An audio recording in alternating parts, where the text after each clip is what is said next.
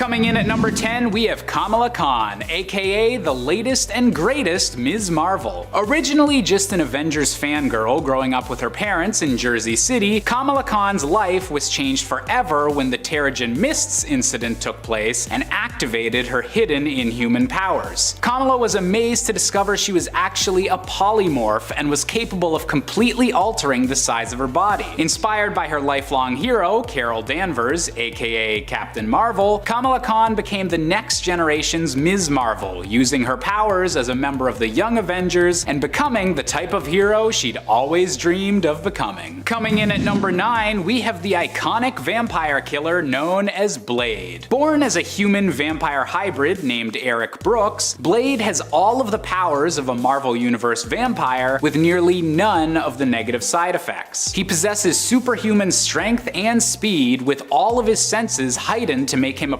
perfect predator, while being immune to damage from sunlight, silver, or holy artifacts that would instantly turn a regular vampire powerless. While he does still need the nutrients from fresh human blood to prevent himself from losing control of his hunger, Blade often uses a special serum as opposed to actually draining the blood of any humans. With so many strengths and so little weaknesses, Blade is definitely a blood-sucking force to be reckoned with. Coming in at number 8, we have the crazed character known as Gwenpool. One of the weirder characters from throughout the Marvel multiverse, Gwendolyn Poole is originally from an alternate reality that just might be our own before somehow getting sucked into the Marvel 616 universe through a comic book, granting her even more fourth wall breaking powers than even her namesake of Deadpool. With the ability to manipulate all aspects of her comic book world, such as physically interacting with lettering and caption boxes, Gwenpool is capable of literally rewriting reality to get the upper hand on her opponents, making her powers some of the most unusual throughout all of Marvel history, but still counting as some of the most powerful to ever come from a teen hero. Coming in at number 7, we have Vulcan, the secret third brother of Scott and Alex Summers, also known as Gabriel Summers. Born on the Shi'ar throne world following his parents' abduction by the Shi'ar Empire, Gabriel was aged rapidly in an incubation accelerator and discovered he was an Omega-level mutant far above his brother's power back on Earth, giving him the unique ability to control the elements of water, wind, earth, fire, electricity, light, and darkness, using these incredible powers to take over the Shi'ar Empire and become their new emperor. And while this position of power would occasionally bring him into conflict with the X-Men, he still could generally be counted upon to fight for the side of good with his incredibly impressive power set. Coming in at number 6, we have the upcoming Disney Plus star, Moon Knight. A street-level Marvel hero with powers that go far beyond the usual street, Mark Spector is a vessel for an Egyptian god known as Khonshu. Able to embrace the 4 different aspects of this deity as 4 distinct personalities within his own head, Moon Knight is strongest under the light of a full moon, giving him physical strength far beyond that of a normal man and a pain tolerance that is nearly limitless. On top of his supernatural abilities, Mark is also an expert in both weaponry and hand-to-hand combat, combining them with his moon-based powers into a deadly combination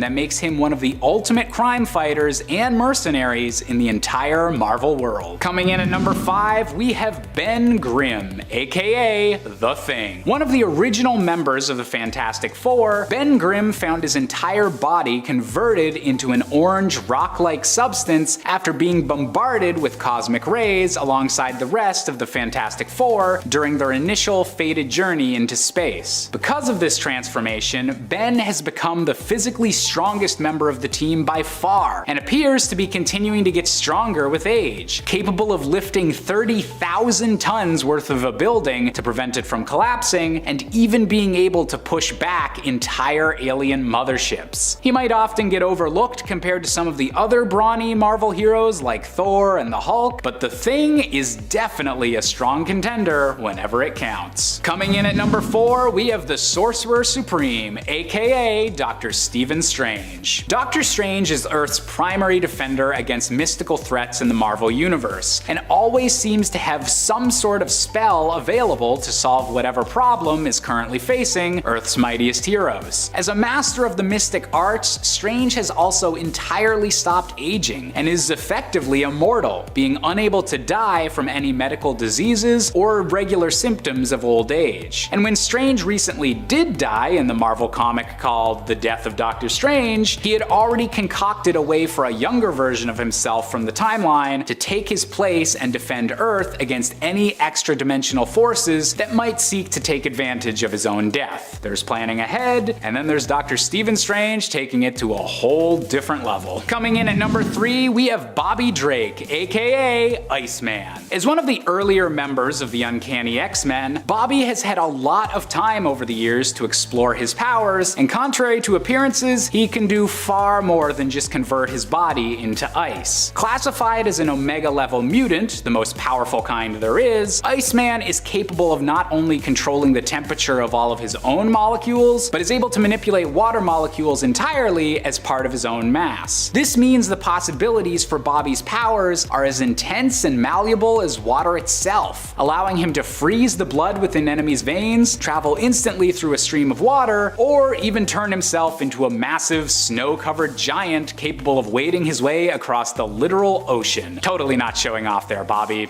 Totally not. Coming in at number 2, we have Peter Parker, aka the Spectacular Spider-Man. Now, Spider-Man definitely isn't known for being a weakling, but his actual physical strength is actually far beyond what anyone in even the Marvel Universe would expect. Under situations of intense stress, Peter Parker has been shown as capable of lifting literal tons worth of rubble and debris, far beyond the usual strength that he generally seems to show off. And when Peter Parker's body was briefly taken over by Otto Octavius's brain, the villain was stunned to discover that Spider-Man has actually been holding back every punch he's ever thrown, after the villain controlling Peter's body accidentally punched the Scorpion's jaw right off. Maybe it's a good idea to not try and get punched by Spider-Man. And finally, coming in at our top spot, we have the Incredible Hulk, a character who's known for being strong, but might actually be the most underrated when it comes to just how strong he can become. Ever since being bombarded with gamma rays, Bruce Banner's limits for physical strength have been said to be practically non-existent, with all-knowing characters like the Beyonder outright stating that the Hulk has no limits to his physical strength. The only difference between different Hulk forms is their starting strength, with all of them still having the potential to theoretically complete feats such as outpulling a black hole. It's this endless capacity for potential destruction that has made the Hulk such an alluring target to evil forces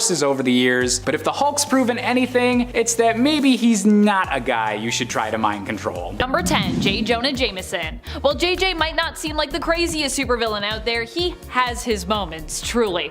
Sure, he's just a guy who most of the time causes Spider-Man more grief in his civilian identity of Peter Parker as his loudmouthed, often angry and demanding boss, but if he gets his hands on robots, whew, watch out. JJ isn't at the level of world domination underestimation, but for the most part, Spider-Man fans generally just think of JJ as a nuisance, a menace, if you will, to Peter's everyday life. However, JJ has not only threatened Peter's livelihood and Spider-Man's reputation, but has also even gone toe-to-toe with Spider-Man himself, and even at one point took on She-Hulk. Typically, he's at his most dangerous whenever he gets his hands on the Spider Slayer robots or armor, which he often uses to more directly hunt Spider-Man or other heroes down himself, using muscles, or robo-muscles I guess, as opposed to just the written word. And let's not forget that the written word and media itself are also way more powerful than we maybe give them credit for, both in the comics and in real life. Number 9, Sandman. The only thing that really holds Sandman back from being so deadly is his own disinterest in crime. In the end, Sandman often resents what he has become and even grows to resent being a criminal.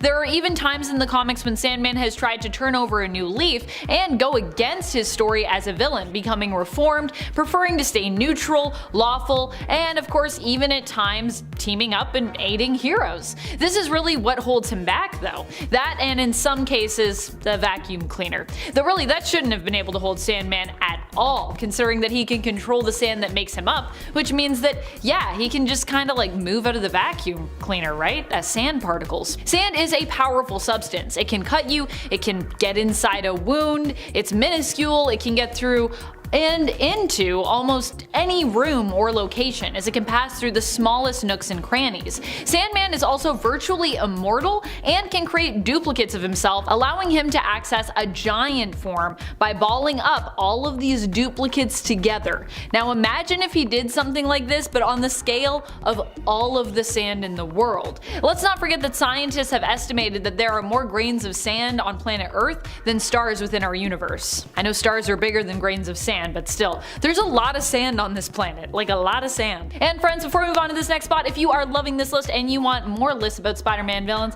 let us know by clicking that like button. Number 8, Morbius. Another villain that is really only curbed, I think, because of his often more heroic nature and sense of humanity is Morbius. Okay, so Morbius might not be a global level threat like we were talking about in the intro, but he's definitely more powerful than you might think. A lot of people probably don't think about Morbius much at all, I imagine, but like the Lizard, if he's completely feral and unreserved, he's pretty dangerous. Recently in the comics, we saw that Morbius is back to being a fearsome, uncontrolled, ruled by his hunger, pseudo-science vampire, when he comes up against Ben Reilly's Spider-Man during the Beyond Spider-Man event. Ben struggled to fight against Morbius, and if it wasn't for some help from Beyond, he may have even died as a result of their battle. In the end, it took the Daughters of the Dragon duo, Colleen Wing and Misty Knight, together to take down Morbius, and even then, they may have only been able to do so because Morbius at that point was missing an arm. Dr. Michael Morbius can be quite strong when his power is completely unleashed, and there's nothing holding him back. Number 7, Flash Thompson. Flash Thompson isn't a villain anymore in the comics, but he did start out as one. And from his humble beginnings, you likely would not have imagined that he'd become so powerful as a character. Flash Thompson started out as Peter Parker's schoolyard bully. He didn't have any powers, he was just kind of a jerk. Over time though, Flash became less of an oaf and eventually even became a friend to Peter. He then goes on to serve in the military, becoming a decorated hero, and even becomes a superhero after he becomes Agent Venom, teaming up with the Venom symbiote, who also has a villainous origin story. Sure, Agent Anti-Venom, aka Flash Thompson, probably won't be the guy threatening the entire world, because, well, he's a hero, but he definitely now possesses enough power to instead be a hero who could potentially save the world. And considering that he was just your average run-of-the-mill high school bully, you probably wouldn't have expected him to come so far. Number 6, Sauron. I've always felt bad for Sauron. Like, this dude does not get enough love when it comes to our boosting of supervillains here on the channel. I know Sauron seems kinda silly on paper, but he's also pretty diabolical and deadly when he wants to be. And if the person writing the character also believes in his prowess. Sauron can temporarily absorb mutant powers, is super strong, and somehow has functional pterodactyl hands that he can use to pick up weapons and items.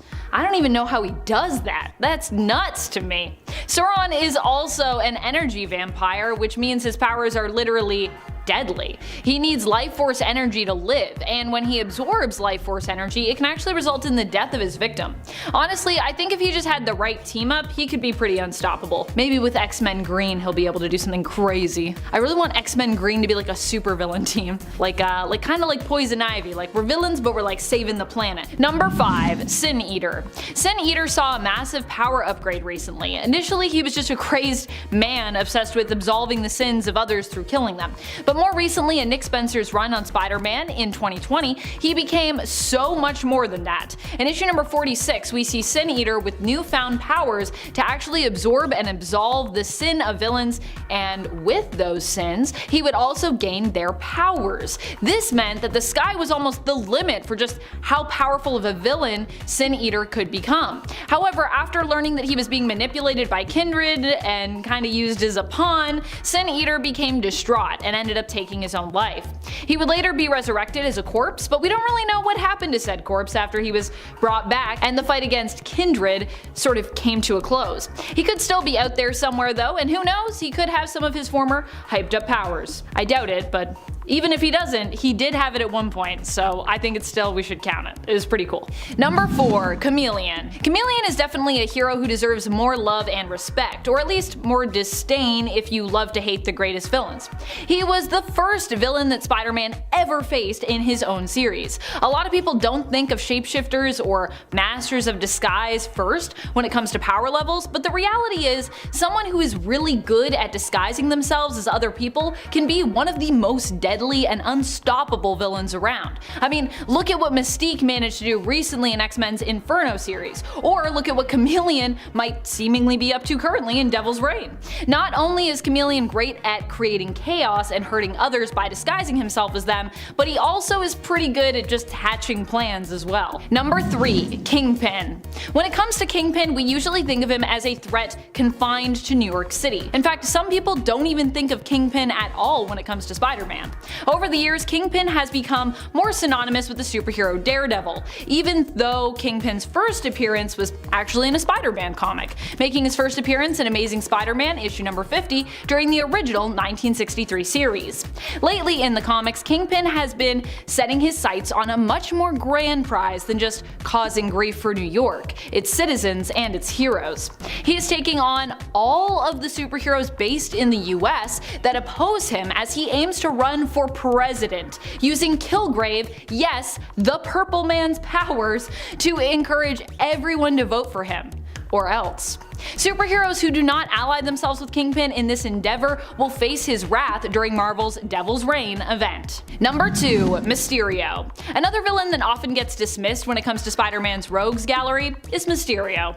Mysterio is a villain that is all smoke and mirrors, and illusions, which makes a lot of folks consider him to be not so real of a threat. Still, in the cinematic take on the character, we saw Mysterio almost completely fool the entire world, or while even being defeated, he kind of still did that. His plan here was to convince everyone that he was a hero and win them over to his side, and even despite seemingly dying, he actually still managed to kind of succeed.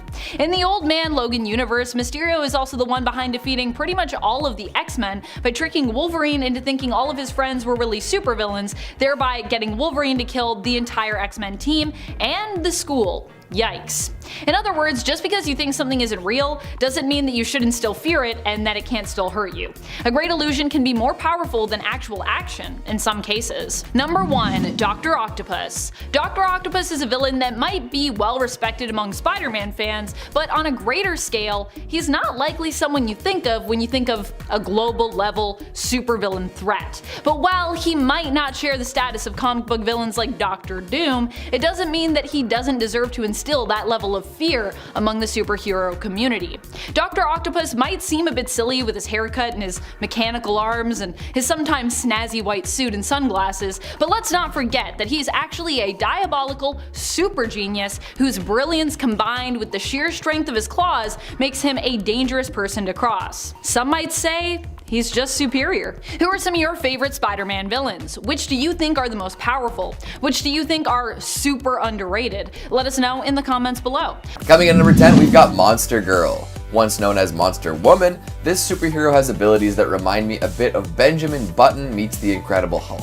You heard me right, we've got a shapeshifter who can transform into an insanely powerful, monstrous version of herself, but each time she does it, she de-ages a little bit. So after a whole bunch of fights, the once adult hero became a teen who was then progressively become even younger. What some folks will do to fight crime. Although I'd say some people wouldn't see that reverse lifespan as such a bad thing, right? Especially if at some point you could hang up your transforming days and just live life out as a younger version of yourself. Her origin story is especially weird too. She had at one point been on a class trip to Europe soaking in the culture. During this expedition, she met a boy and fell in love, eventually sleeping with him. His grandmother saw them do the deed and did not approve. Instead of yelling at her grandson or telling the monster girl to get out of town, she decided to curse her instead. By casting a spell on a strand of her hair, the old woman imbued Monster Girl with her troll-like transformative appearance. As a young lass, this really upset her, especially as she could not control her powers at first. These days, the transformation is better understood and she has more refined control over it. Weirder still, she managed to mate with a female Flaxen while in her monster form, who would later give birth to a child. There's A lot going on, obviously. Coming in at number 9, we've got Donald Ferguson. Now, who does this guy remind you of? Be honest, I want to gauge your genuine reaction. I'll give you a few seconds to lock in your answer. Alright? He looks like Bobby Hill. Yep, now you'll never be able to look at this high-ranking member of the Global Defense Agency the same way again. Hell, it could very well be the son of Hank and Peggy Hill, all grown up and with some cybernetic enhancements and an identity change. The haircut, the way he carries himself, everything. Plus, get this, there's an episode of King of the Hill where Bobby is reading a knockoff Invincible comic called Unvincible. I don't know if that means King of the Hill exists in an alternate version of our current universe, or if they're in the Invincible universe and somebody's made a comic subtly ripping off some heroes. Either way, Ferguson raises a lot of questions and gives a lot of folks weird deja vu. And also, he's full of robotic weapons and wants to karate chop kaiju. Good for him. Coming in number 8, we've got Best Tiger. Not Good Tiger, Best Tiger. What an absolute legend. A play on the blind swordsman, Best Tiger wears a blindfold over his eyes whenever he fights crime. And he is always fighting crime. Even if it doesn't look like he's fighting crime, he's fighting crime. This green and black clad gunslinger can hit any target from pretty much any distance with little to no effort. He once took out 12 targets with one ricocheting bullet. He's just so very intense.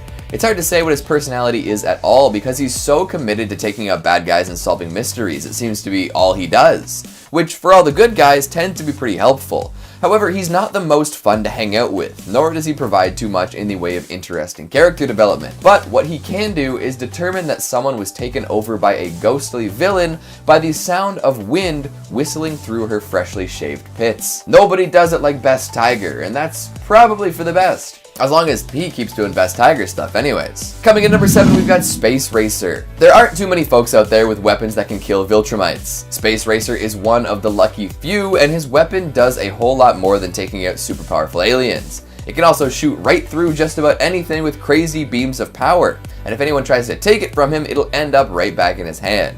Pretty sweet, right?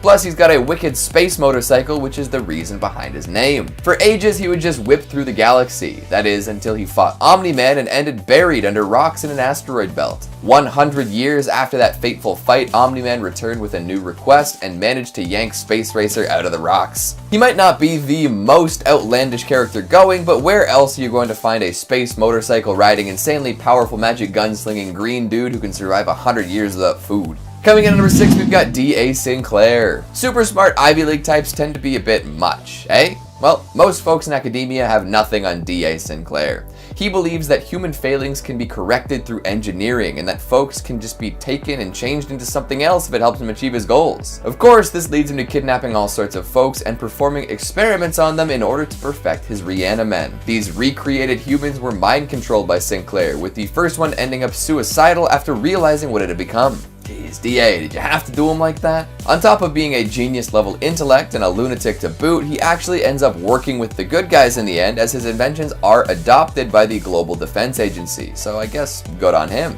That still doesn't really make up for spitting in the face of the sanctity of human life, but hey, he essentially embodies the idea that if you're gonna make an omelet, you gotta crack a few eggs. Coming in at number 5, Alan the Alien. For years, folks on Earth assumed that Alan was an enemy. He would appear every 3 years or so and fight whoever came out of the woodwork. However, it didn't seem like he was down to kill anyone, and nobody could take him out themselves. Well, as it turned out, our one-eyed friend wasn't here just to fight a bunch of people, he was there to test the defenders of Earth, among other planets. After taking on Omni-Man for ages, he got to go head-to-head with Invincible. Instead of trying to end him though, Earth's greatest hope decided to talk with the extraterrestrial being. In doing so, they realized they had nothing to worry about when it came to dealing with each other. From then on, Alan proved to be an excellent friend and ally. He played a major role in all sorts of conflicts, especially when it came to dealing with the ever-dangerous Viltrumites. With all sorts of classic superpowers from insane strength, supernatural speed, healing abilities, and more, Alan is a force to be reckoned with. Plus, he has the innate ability to lead folks wherever he goes, which comes in handy. And to add in a little bit of extra fun, he's voiced by none other than Seth Rogen in the animated series. Nice. Coming in at number 4, Science Dog. Hell yeah, just listen to that name, how can you not love it? Science Dog is exactly what he sounds like. A superhero dog with powers thanks to science. It's so simple, so beautiful. Funnily enough, Science Dog is a well-known comic in the world of Invincible. In fact, it was Mark's favorite superhero growing up, and there are plenty of references to our experimental canine throughout the comic. Even though he's a fictional character in this universe, and even ends up becoming Seance Dog in the Amazon adaptation, he does make an interesting appearance in the comics. An alien decides to disguise himself as the altered Scotty and contacts Mark, asking for help saving his planet. A great disguise for sure. So even though Science Dog in his actual canon comic form doesn't make any direct impact on the Invincible universe, there is plenty to enjoy about his presence. Coming in number 3, we've got Wolfman.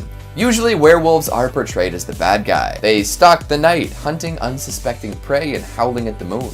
From time to time, they'll leave a poor sap alive who will at some point become a werewolf too.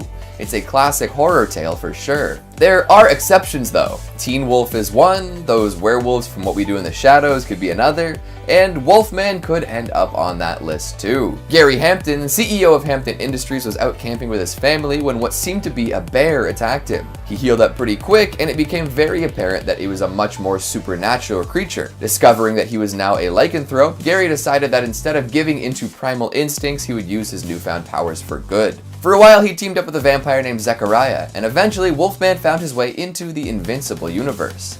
That's right, after aiding Adam Eve in a fight, he joined forces with Invincible and a bunch of other heroes to take down the Emperor. Isn't that fun when things work out like that? Coming in at number 2, we've got Angstrom Levy. Just looking at this guy paints a pretty vivid picture, right? This is a mad scientist who has seen way more than he probably should have. He figured out that he had the ability to travel between parallel universes and worked up his proficiency over time. Eventually, he managed to find out about all the alternate Angstrom Levies and recruited them in one way or another. Then, using the brain power of the Mahler twins, he had machines constructed that would download the knowledge of all its counterparts into his own brain. As it was happening though, Invincible crashed through the wall and started fighting the Mahlers. Levy hopped out of his machine to save Invincible, but that caused it to melt down. It exploded, and although the transfer was technically complete, Levy was horribly disfigured and his personality was irreversibly altered. Now he is a violent, super smart maniac with a hate-on for Invincible. Poor guy, but he kind of brought it on himself. And finally, at number 1, we've got Sequids. Parasitic alien cephalopods are never going out of style, are they? These creatures take over people's minds and then connect to a hive mind of sorts. Upon arriving on Mars, Invincible realizes that the human astronauts there are susceptible to these horrid little things' influence. They want nothing more than to conquer, which could be very bad news if they ever made it to Earth. However, as nasty and dangerous as they are, they're unable to bond with Martians or Viltrumites. So they're a big pain and cause a lot of problems for astronauts, but can't be too big of a threat, right? In at number 10 though is Red Hulk. Red Hulk may not have been a member of the regular Thunderbolts team, but he actually led his very own Thunderbolts team, so I'm including him here. And one other member from that team on this list. As most people know, Red Hulk is, well, a Hulk, meaning he has insane levels of super strength and durability that has allowed him to do things like overpowering and killing the Abomination with ease, punching out the Watcher, taking down an Elder of the Universe, and defeating an Odin Force-powered Thor in a one-on-one fight, though it should be noted that Thor was unprepared for him at the time. But what some might not know is his other 2 abilities. Red Hulk constantly gives off gamma radiation, which increases the angrier he gets, even sometimes making him appear to be on fire. And if he gets too angry, he can even explode in gamma fire. But Ross can also absorb energy, mostly gamma, but he apparently has a real taste for cosmic power. He has also absorbed and taken the Silver Surfer's power cosmic, flying away on his surfboard. Cowabunga, dude. Number 9, Moonstone. Carla Sofin was a not-so-moral psychiatrist who particularly enjoyed manipulating her patients into paranoia rather than helping them. So we're off to a good start here. This led to her being an assistant of the villain Dr. Faustus, and her manipulative skills only grew under his teachings. This allowed her to get time with Lloyd Bloch, who is the original Moonstone. She gave Lloyd hallucinogens and persuaded him into giving her the Moonstone and the Kree device that granted him immense powers, which include 10-ton superhuman strength, super speed, stamina, durability, agility, reflexes, and flight, as well as, thanks to the the Gravity Stone, the ability to control gravitational forces, enabling her to move and otherwise manipulate matter, to create force fields, to increase gravity around a target and crush it, to generate miniature black holes, and even to transport objects through dimensional rifts. Number 8. Songbird. Melissa Gold, who goes by the superhero alias Songbird, is a human mutate with vocal cord based sound abilities that were later replaced by a set of vocal cord implants and an external harness thanks to Roxxon. Now this allowed her to do a whole bunch of really cool science fiction-y things like generating powerful sonic blasts, sonic force fields, influencing others with high-pitched sonic vibrations, and she can even create solid objects from sound, including battering rams, pincers, projectiles, giant hands, platforms, and wings that she can use to fly at supersonic speeds. The process that granted her these crazy powers also happened to give her super strength, capable of lifting 2 tons, and of course, she has the other basics like durability, stamina, reflexes, agility, and speed. What do you think of this? Kinda nuts. And at number 7 is America Chavez. While I feel as though a lot of people do really like America Chavez, I feel like a lot of people are not fully aware of her powers and just how awesome they can be. America has the physiology of an extra-dimensional being, which gives her the ability to channel interdimensional energies through her body. She's used these energies in a number of different ways and never to their peak extent. So some of these powers she has displayed using these energies include self-propelled flight, superhuman speed, and superhuman strength that nearly allowed her to beat Loki in a fight. She is nearly indestructible and invulnerable, possesses superhuman longevity, hyper-cosmic awareness, and her signature move, the star-shaped portals that enable her to traverse time and the multiverse. She can also use them offensively as a spatial slicer, and the portals even allow her to access the Starling Highway. She's truly a powerhouse. Number 6. Persuasion. Persuasion is Kara Kilgrave, the daughter of Zebediah Kilgrave, otherwise known as the Purple Man. Similar to her father, Persuasion earns that name with the ability to release pheromones that can place people into an extremely susceptible state that puts them at Kara's every command. The difference between her and her father, though, is that when Kara is persuading someone and using her abilities, they also turn the same shade of purple as her, which means it would be very hard for her to use her abilities with any form of subtlety. Her abilities also don't work on symbiotes or their current hosts, so there's that as well. Sorry girl, you are cool, but your dad, he's kinda cooler. Whoops. Number 5. Penance / Speedball. Once Robert Baldwin, also known as Speedball, discovered his powers were still working after the Stanford incident, his powers evolved and he ordered a new, very metal-looking suit with 612 internal spikes that constantly caused him pain for the 612 lives that were lost in Stamford, Connecticut. He joined the new Thunderbolts team with his ability to create a kinetic field of unknown energy around himself, which absorbed all kinetic energy directed against him. With his kinetic field, it was nearly impossible for him to be hurt, and he instead bounced around harmlessly from object to object with no loss or transference of momentum. But as penance, with this new cool suit, Robbie's powers evolved, allowing him to absorb energy from his surroundings such as kinetic activity, electricity, and the radiation signatures of other super beings, which was then harnessed as kinetic release, causing explosive force to radiate from his body,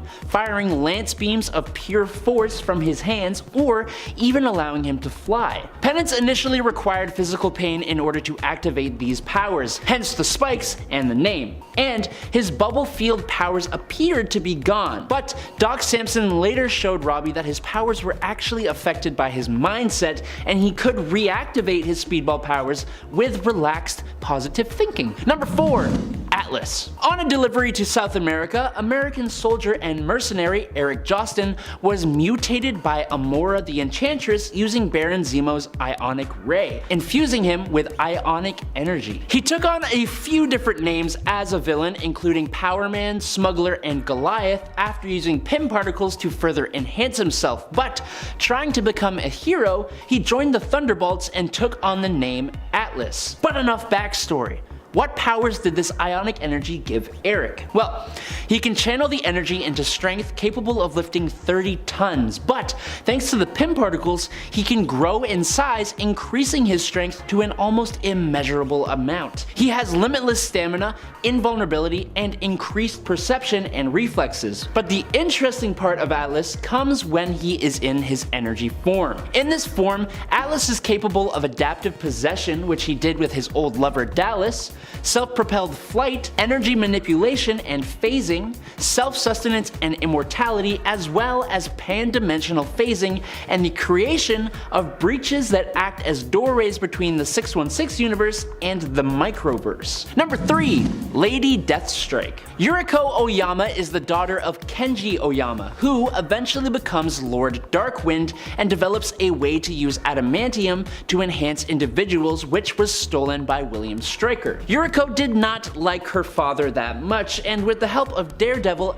actually ended him. This inadvertently caused the loss of her lover though, which twisted her into taking after her father and enacting a vendetta against Wolverine for his adamantium skeleton that was given to him by the process stolen from Lord Darkwind. Yuriko took on the name Lady Deathstroke, and she also enhanced herself with adamantium claws and a cyborg body. Almost every single thing she does is in service of her vendetta against Wolverine, except for the Thunderbolts, which is a team she was just kinda on, even though Bullseye, who she also hated, was on that team as well. Her 12-inch long claws, much like her cybernetic skeleton, are laced with adamantium and enable her to cut and pierce through pretty much any substance. Her physical attributes are also enhanced, and she possesses a cybernetic healing factor and even the ability to cybernetically interface her consciousness with external computer systems. In at number 2 is Mongoose. Okay, are you ready to be alarmed? Mongoose, as his name might suggest, and as I never imagined would be true, actually started life as a legit mongoose. The change came when he was experimented on by the High Evolutionary. This experimentation that created the New Men turned the mongoose into a sentient humanoid being who retains some of his animalistic qualities. Like all mongoose,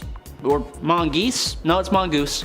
This character can lift 10 tons, run fast enough to scale buildings, physically exert himself for 24 hours straight, sustain strikes from Spider-Man and Thor, and he has enhanced agility and reflexes, just like all mongoose, I guess. He can also use his teeth and claws as weapons alongside his gauntlets that produce a paralyzing gas. To my surprise, while he has pretty much no training, he has developed his own fighting style that is apparently similar to Spider-Man's. Number 1. King Cobra. In a world where a highly radioactive super spider can allow a young man to do all the things a spider can, like apparently swinging from building to building and being incredibly acrobatic, of course there is someone who had the same thing happen but with a cobra instead. Klaus Voorhees was an ex-convict working with the medical research professor Ezekiel Schechter on a universal antitoxin for snake venom. Now Voorhees induced one of the cobras kept in the laboratory to bite both Schechter and himself, planning to use the universal antitoxin to save himself from death. But what he didn't know is that the cobra had been irradiated, so the combination of the radioactive venom and the experimental antitoxin gave Voorhees Cobra-like powers, which is apparently elasticity for some reason. All of the bones in his body, including his skull, are malleable, and his muscles are also extremely resilient, making his body and bones basically impossible to break. He can control every muscle in his body to slither at around 50 miles per hour without his arms or his legs, able to slither into and out of very tight and small spaces down to about 4 inches in diameter. Also, by using his flexibility to wrap himself around a victim's body and then exerting his full strength, the cobra traps that victim within his cobra grip, which is exceedingly difficult to escape. And with that, nerds, we have reached the end. Coming in at number 10, we have the intelligent zombie Solomon Grundy. Inspired by a 19th century English nursery rhyme, Solomon Grundy was born centuries ago as a wealthy merchant, but after being murdered and having his body dumped in a swamp with mystical properties, he's now cursed to constantly be resurrected with slightly different properties each time. Usually being depicted as an incredibly physically strong zombie, Grundy's greatest power is his resilience to both magic and physical damage, meaning that every time he's faced by Batman, he needs to figure out a whole new clever plan to find a way to properly defeat him. Coming in at number 9, we've got to go with Clayface. When you're facing off against the world's greatest detective, being able to disguise yourself as anyone seems like a pretty useful skill to have. This alone would make Clayface a difficult foe for Batman to overcome, but combine that with the huge amounts of physical strength that Clayface possesses when he changes into his more monstrous Hulk-like form, and you have a rare mix of stealth and strength that keeps Bruce Wayne on his toes. This ability to manipulate others through careful mimicry allows Clayface to be far more intelligent than he appears. And while his skill as an actor comes across as funny in depictions such as the Harley Quinn TV show, it can be quite deadly under more serious circumstances. Coming in at number 8, we've got to go with the bladed assassin, Deathstroke. While in recent years, Slade Wilson has become more well-known for tormenting the Teen Titans, Deathstroke has also had many run-ins with the Justice League and the Dark Knight himself. With his brain operating at 9 times the efficiency of a normal human brain, Deathstroke is exactly the type of opponent that pushes Batman to his physical limits, with a complete mastery of every weapon he has at his disposal. Combine that with his Icon suit, which has been shown to even be able to withstand a punch from metahumans such as Superman, and this is a foe that Batman is always just barely able to outwit and defeat. Coming in at number 7, we have the malicious psychologist known as Hugo Strange. One of Batman's oldest villains, originally debuting only a few issues after the Caped Crusader himself in Detective Comics, Professor Hugo Strange was also one of the very first villains to ever figure out his secret identity as Bruce Wayne. While initially depicted as a typical mad scientist stereotype, more recent interpretations of the character have seen him as a devious manipulator, using his position of power as a doctor of psychology to examine the criminals of Arkham Asylum and scheming to gain power throughout Gotham City. It's this emphasis on mental ability rather than actual superpowers that makes Hugo Strange such an interesting villain to deal with, and the fact that he's consistently been able to figure out Batman's biggest secret in multiple different universes means that Hugo Strange just might be one of Bruce Wayne's biggest threats. Coming in at number 6, we have Bane, the villain who broke the bat. A brilliant tactical warrior who was raised from childhood inside an island prison, Bane's most notable act was when he systematically eliminated Batman's support system and eventually faced and bested him in single combat, shattering Bruce Wayne's spine over his knee.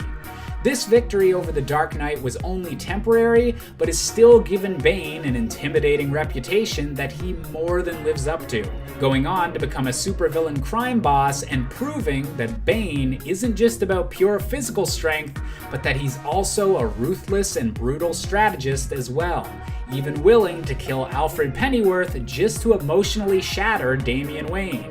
It just goes to show that you should never ever underestimate Bane. Coming in at number 5, we have Oswald Cobblepot, aka the Penguin.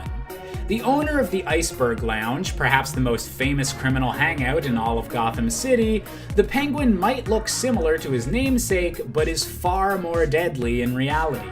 While an impressive crime lord even without any superhuman enhancements, the Penguin is made extra deadly by the special umbrella he carries, which is always stuffed to the brim with different lethal gadgets to help him fight against Batman or any other supervillain that seems interested in starting a turf war. This unpredictability and Oswald's sanity not quite being all there make the Penguin an incredibly difficult opponent to read, hiding the fact that this crime lord is far more dangerous than he initially appears. Coming in at number 4, we've got the reality warping Bat-Mite. A troublesome imp from the same fifth dimension as the Superman villain Mr. Mxyzptlk, the Bat-Mite is honestly more of a nuisance than a flat-out supervillain, often appearing just to try and challenge Batman or to see more of his heroic acts. Sending Bat-Mite back to his own dimension is usually a tall order given his complete reality warping powers, but luckily the world's greatest detective is usually smart enough to outwit Bat-Mite and send him packing to where he truly belongs. However, fifth-dimensional beings have nearly limitless power within our regular three-dimensional universe, meaning that Bat-Mite should probably have a close eye kept on him in the future. Coming in at number 3, we have Arthur Brown, aka the Clue Master. Not to be confused with the similarly themed Riddler, the Clue Master is a former game show host who wound up turning to crime in order to pay the bills. The father of Batman ally Spoiler, the Clue Master for a time seemed to embrace the role of being a second-rate supervillain, before it was eventually revealed that his status as a Riddler ripoff was actually intentional, and that organizing Batman's more underrated foes was his master plan all along to avoid detection. It's not often that a villain is able to temporarily outwit the Caped Crusader, and Clue Master shows just how powerful the right man with a plan can become. Coming in at number 2, we've got Poison Ivy. Born under the name of Pamela Isley, Poison Ivy has always been dead set on protecting the green plant life of the planet Earth, and especially values it over human life. While well known for being able to control plants and utilizing poisonous kisses as a weapon, Ivy's powers may be beyond what she usually shows off. In a particularly noteworthy storyline, Poison Ivy was able to mind control essentially the entire human population of Earth through their consumption of fruits and vegetables. And while that's definitely some weird comic book logic as to how that would work, Batman was only barely able to defeat her by bringing her into contact with the one human being she cares about the most, Harley Quinn. And finally, coming in at our top spot, we have the Batman Who Laughs. In a dark alternate world where the Joker realizes he's dying and begins a mass killing spree of everyone in Gotham, Batman is forced to finally kill his iconic foe.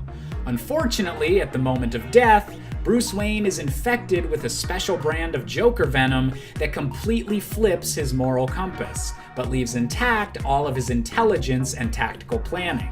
All of the chaos of the Joker with the brains of Batman, this supervillain is Bruce Wayne's worst nightmare come to life, and was able to become so powerful over the course of his war against the multiverse that he was only able to be defeated by a literal God mode powered Wonder Woman. Number 10, The Ghost of Christmas Present. From the 90s through the 2000s, Marvel has been publishing a heartwarming Marvel holiday special, the perfect stocking stuffer, if you don't mind your comics rolled up and shoved in like a tube. In 1991, they released the first holiday special, host to a variety of wonderful Christmas stories, including 'Twas a Midwinter's Night, and A Spider Carol, an especially cute one called Ghost of Christmas Present. In that story, a gang of thugs kidnaps a blind 4-year-old boy from a wealthy household on Christmas Eve, hoping to exchange him for ransom money. The boy manages to escape near a graveyard, but one of the thugs finds him and gives him a bloody nose. At this point, Ghost Rider arrives on the scene and takes the thug and his buddies out with a chain. Now, being blind, the boy mistakes Ghost Rider for good old Santa, since his chain sounds like Christmas bells and he's wearing leather boots, which the boy touches. The other thugs show up, remarking how this crazy guy must think it's Halloween, and they threaten to look under his costume. Ghost Rider then treats them all to his penance stare, and afterwards returns the boy to his home. The rider motors off into the night,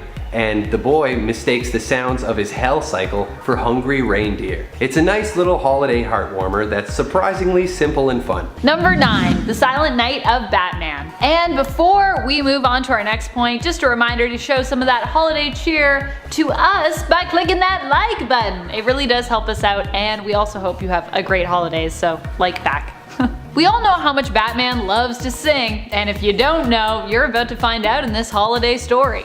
The Silent Night of Batman is a story that appears in issue 219 of Batman. Here, Commissioner Jim Gordon ends up recruiting Batman not to help fight any crime on Christmas Eve, but instead to lend his deep vocals to some Christmas carol singing. Batman Batman agrees because he loves a good carol, but also plans on leaving as soon as the first crime of the night is committed. And this is Gotham, so he's sure that is bound to happen at some point. But weirdly enough, it never does. Instead, we just get little vignettes into some of the kinder moments happening through the city. Even Batman is surprised at the end when he realizes he spent the whole night singing because zero crime was committed that night. It's holiday magic! Number 8. The Ghost of Christmas. This bit of holiday mayhem is less of a heartwarming tale, as Deadpool tends to massacre everything he comes into contact with, including the Christmas season. This story showcases Deadpool continuing his endless rampage through the Ideaverse, killing beloved literary icons, and the story opens with Deadpool appearing before Ebenezer Scrooge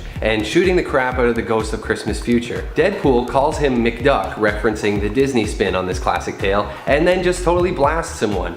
It's seriously only the first page. After this, he's off to his next tale, Frankenstein. Deadpool stops to kill creatures from the Jungle Book and from the Little Mermaid. It's not really very festive at all. Everyone dies. Classic Deadpool. Number 7. A Christmas Underground. This story comes to us from neither Marvel or DC. Instead, I thought I'd feature a story from another awesome publisher, Dark Horse. A Christmas Underground is a story from the Hellboy Christmas Special Collection and tells a peculiar but very compelling story wherein Hellboy is mistaken by a dying woman for Father Christmas and promises to help deliver a small tin box to her missing daughter Annie. The story features talking rats and statues in addition to monsters and an army of the undead. All that good Hellboy strangeness, and sees Hellboy venture below a cemetery in order to find Annie and deliver the box to her. I just love that the big red Hellboy was mistaken for Santa. As weird as it is, it's also like super weirdly fitting. Number 6. A miracle a few blocks down from 34th Street. In this story from Marvel, we discover that Santa is actually a mutant. Actually, the most powerful mutant ever, according to Cerebro. The X-Men are trimming the tree in their base when Cerebro alerts them to the presence of an incredibly powerful mutant in Manhattan. Our heroes arrive at Rockefeller Center and meet Santa in the flesh. The man in red also turns the Brotherhood of Evil Mutants into toys and wipes the X-Men's memories of ever having met him. Santa has actually popped up in many other Marvel comics as well, and he's got some serious powers as a mutant, including reality manipulation, immortality, teleportation. He sees you when you're sleeping, he knows when you're awake. He can even manipulate gravity and eat an entire planet's worth of cookies in one night. This is a really nice little story, and I personally really got a kick out of the idea of Santa as a mutant. He should just be a full-time member of the X-Men.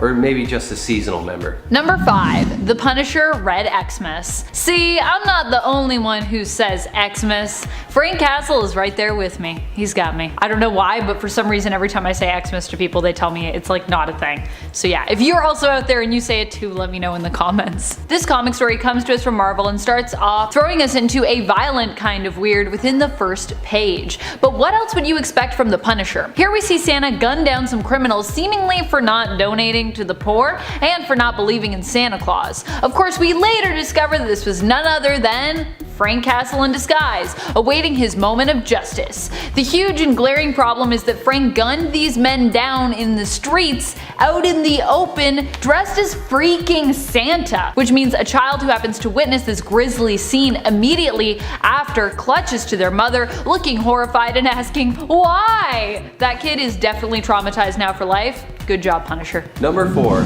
Down and Out in Forest Hills. In this classic holiday drama, Pete and MJ are evicted from their condo right in the middle of the Christmas season. Pete considers asking a bunch of people he knows if he and MJ could stay with them, as he's kind of ashamed to go and stay with Aunt May after having been on his own for so long. Peter stops by the cemetery to visit Uncle Ben's grave, wishing that he was around so he could ask him for advice. Just then, a burglary in progress nearby is interrupted by a security guard, and the bad guys freak out and take the store's Santa hostage. Spidey jumps on top of their armored car, causing it to crash near the cemetery. One of the thugs comes out and aims his pistol at Spidey, but surprisingly, the mall Santa sneaks up behind him and whacks the robber out with a sack of money. Just knocks him out cold. Changing back into his civilian clothes, Peter notices Aunt May has happened to come by and visit Ben's grave as well, and talking, she reveals that she visits his grave every Christmas. Peter realizes what a fool he's been and accepts Aunt May's offer to let him and MJ stay with her over the holidays. It's a heartwarming and wholesome little story and a great part of Spidey's original run. Number 3. How the Gronk Stole Christmas. Why are there just so many bizarre Christmas comics? And why don't comic publishers still make these? Do they still make these? Am I just missing out every year? So many of these are from the 90s, to be honest, and this holiday story from Mighty Thor issue 444 is no exception. Published in 1992. The early 90s were such a weirdly edgy time. Also a time where $5 was a lot to spend on a gift. Remember that? Remember when $5 got you so much stuff? This story from Mighty Thor sees Eric Masterson as Thor take on the Gronk, who, you guessed it, is basically the jacked up version of the Grinch.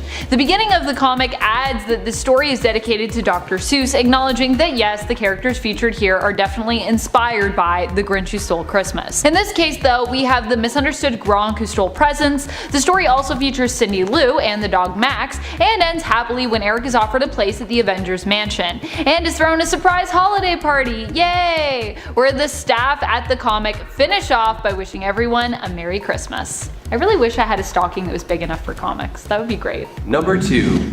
A Coal in My Stocking. This story comes from DC's New Year's Evil, which was actually just published last year. This story follows Black Adam as he flies deep into the North Pole, defeating some wizards and passing through a mystical door that takes him to an ancient place where he meets a great wizard in red robes named Niklaus. Adam defeats the wizard, who then begs for mercy in exchange for anything Adam wants. He pulls out a map of the world, points to his homeland, and demands that the children of his home receive Christmas gifts this year, saying stockings will be filled, adding that if it must be, he will accept a lump of coal in his own. Black Adam was moved to action by a refugee, a little girl in his home who came from an orphanage in New York City, and she explains Christmas to him, setting the previously mentioned events into motion. It's a wholesome and cute little story and gives Black Adam's character a lovely bit of depth. Number 1. Lobo Paramilitary Christmas Special. This one takes me back to a very intense holiday themed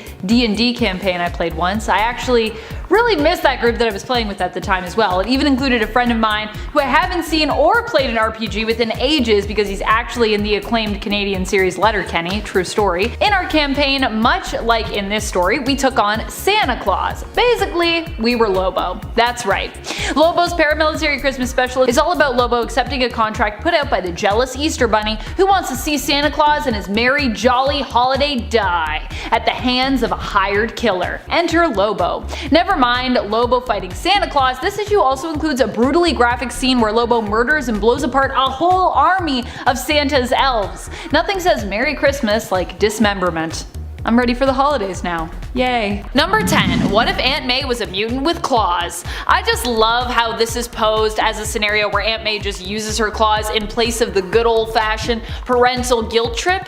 Aunt May is having dinner with her nephew Peter and his girlfriend Mary Jane. She cooked for them and they immensely enjoyed their meal, but when she offers them a pie for dessert, they both insist they're just too full and they cannot eat another bite. They offer that after their date, they're going to see a show, they might have a slice upon their return. But this isn't good enough for Aunt May. Fortunately, in this story, she has Wolverine claws, which she snicks out and uses to intimidate the youngsters into postponing their date so they can stay for dessert. She uses her claws, of course, to also slice the pie, because Aunt May. What else is she gonna use them for? Although I would really love an alternate world where Aunt May just was Wolverine. Or I was posing earlier an idea of an alternate world where everyone is Aunt May. What about that world? Number 9. What if Iron Man Demon in an Armor? Remember that time Tony Stark and Victor Von Doom swapped bodies? Oh yeah, that's the thing that happened in this What If special out of 2010. Here both brilliant minds were roommates in college and Victor used a machine on Stark to swap minds with him.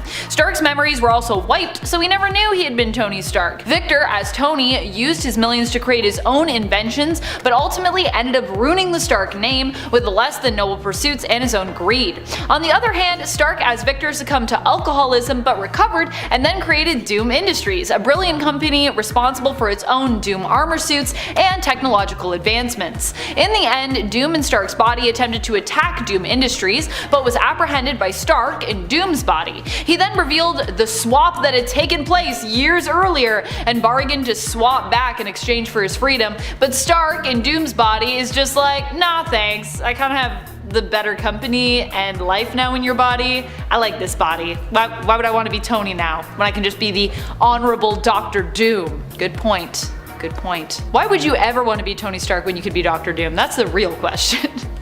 That'd be awesome. Number 8. What if Sergeant Fury had fought World War II in outer space? This story offers a glimpse into an alternate reality where World War II was fought in space?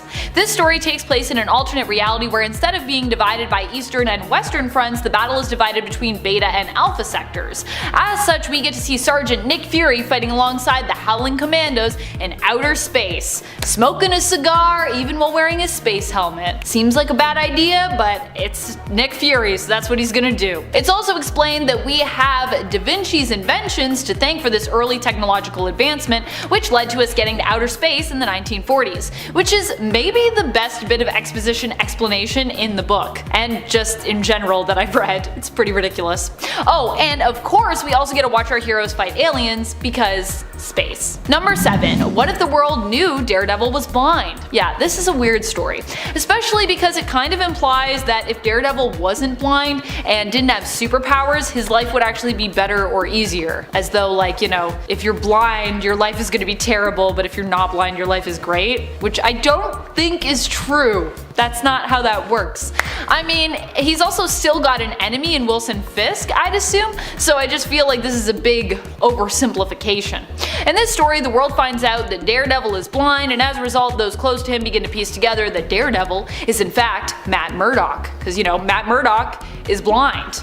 Get it? He then ends up having his sight restored via an operation, unmasks, and lives happily ever after with Karen, trading his heroic initials of DD for DA and becoming the new district attorney of New York. He's swapping it out. I also love how Karen's like, oh, thank goodness you're not a superhero, now we can get married. Number 6. What if Black Bolt talked in his sleep? This is a very short story, and I think you can imagine how it ends if you are familiar with the Inhuman King known as Black Bolt, but it's also just very humorously written.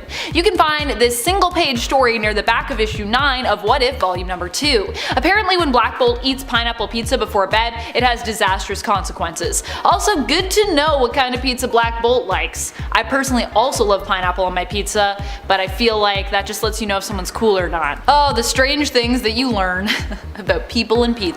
If Black Bolt talked in his sleep all the time, the Inhumans would have a lot of rebuilding to do all the time. I also just like how resigned some of these Inhumans are in that last panel. Like, oh, he did it again. I guess I'm just gonna sleep on some rubble for the rest of the night. That's just how it is. Shucks. And only Medusa is the one that's mad. She's like, baby, I told you not to eat that pizza. This always happens. Number 5. What if Wolverine had a styrofoam skeleton? Issue 100 is just one of the best for some real weird stories. One of the stories it offers us is only told through a mock-up cover, but it's so good it's just gotta be mentioned because the cover is just too good. It also is presented beside another great mock-up cover offering an alternate story where Peter Parker became Sheep Boy instead of Spider-Man. Sheep Boy, I love it. In the Wolverine mock-up, we're offered an alternate Logan who goes by the codename Wolverwimp. He is cowering on the front cover, about to have his styrofoam skeleton ripped out by Maggie Nito, a mean little girl. I also just love the reference to Wolverine also losing his nose when he lost his adamantium that's on there. Mock-up what if stories are actually the best. I wish we got a full story of this. Someone write that, please. Number 4. What if Iron Man was trapped in the time of King Arthur? The craziest thing about this what if is that it's actually kind of an alternate retelling of a real-life main continuity story where Iron Man was transported to Camelot in medieval times with Dr. Doom and managed to escape. Although this story offers the alternative of, you know, what if he wasn't able to escape and only Dr. Doom got out? You can find it in What If Volume 1, Issue 33. The answer to the question is that Iron Man would be drained of energy, get frustrated in realizing that, you know, he couldn't rebuild a time machine, and ends up becoming Sir Anthony of Iron, an Iron Knight at King Arthur's Round Table. In fact, he uses his suit to help protect the realm from the evil Morgana, defeating her, but in the ensuing battle is unable to prevent King Arthur from becoming mortally wounded. With his dying breath, Arthur makes Sir Anthony his successor, even though they kinda just met, but it's fine I guess. Which means that the Anthony of Iron Man's past, his past self from the future, would probably be really weirded out if he ever read any stories of Camelot. He'd be like, Sir Anthony of Iron became the king. Wait, I'm Iron Man. What? Maybe that was actually his inspiration in the alternate reality to create the Iron Man suit. And now Tony's just stuck in like a time loop. Number 3, what if Wolverine was the Lord of Vampires? In this story, Wolverine becomes the new Lord of Vampires, which is kinda weird considering what we know of Wolverine's healing factor now, but this is also obviously an alternate reality and a story that was written in the 90s, so there's that. Here Wolverine is transformed into a vampire by Dracula. It also features a sweet vampire hunter version of Punisher, who is sporting Doctor Strange's cape, and I personally think that the Punisher looks amazing in that cape. So lavish, I just want him to wear capes all the time now. In the end, Punisher is defeated, but Wolverine has a crisis of conscience and ends up flipping to the side of good once more, killing himself and all the other vampire supes and villains he'd made at the same time. And for some reason, Doc Ock's body and tentacles turn to dust. Now, shouldn't his tentacles be okay though? Because they're not made of his tissue. Also, I love when people are like, you're dust, and all their clothes become dust. I'm like, shouldn't their clothes be fine? Anyways, it's a small technical thing, but it bothers me. Number 2, what if paper skin? Remember when we were talking about issue 100 of volume 2 of What If? Well, an actual story that is featured in there is called Paper Skin. It is honestly such a strange story. I need to share it with you. This is a what if story that seems to posit the question of what if Mr. Sinister could offer Gambit a cure for Rogue's powers. It's revealed in the story that Gambit has already betrayed the X-Men by bargaining with Sinister, offering important Cerebro files in exchange for what he wants. Although what Gambit wants is not actually for him, but is kind of for all mutant kind, a cure to the Legacy virus. As he's about to leave after getting that cure, Sinister offers him something else that he simply can't resist. A cure for Rogue, his one true love, to help her control her powers. He agrees to steal one more thing for Sinister in exchange for the cure, a Tithe box. Sinister has been searching for them and collecting them over the years. In the end, Rogue accepts the cure, but can't accept that Gambit has been helping Sinister, and so she kills him, taking his powers and also his looks seemingly, which is kind of weird. It's like Gambit with boobs, and I'm like, I don't know how I feel about this art, but okay. She goes after Sinister only to find the secret of what the boxes contained was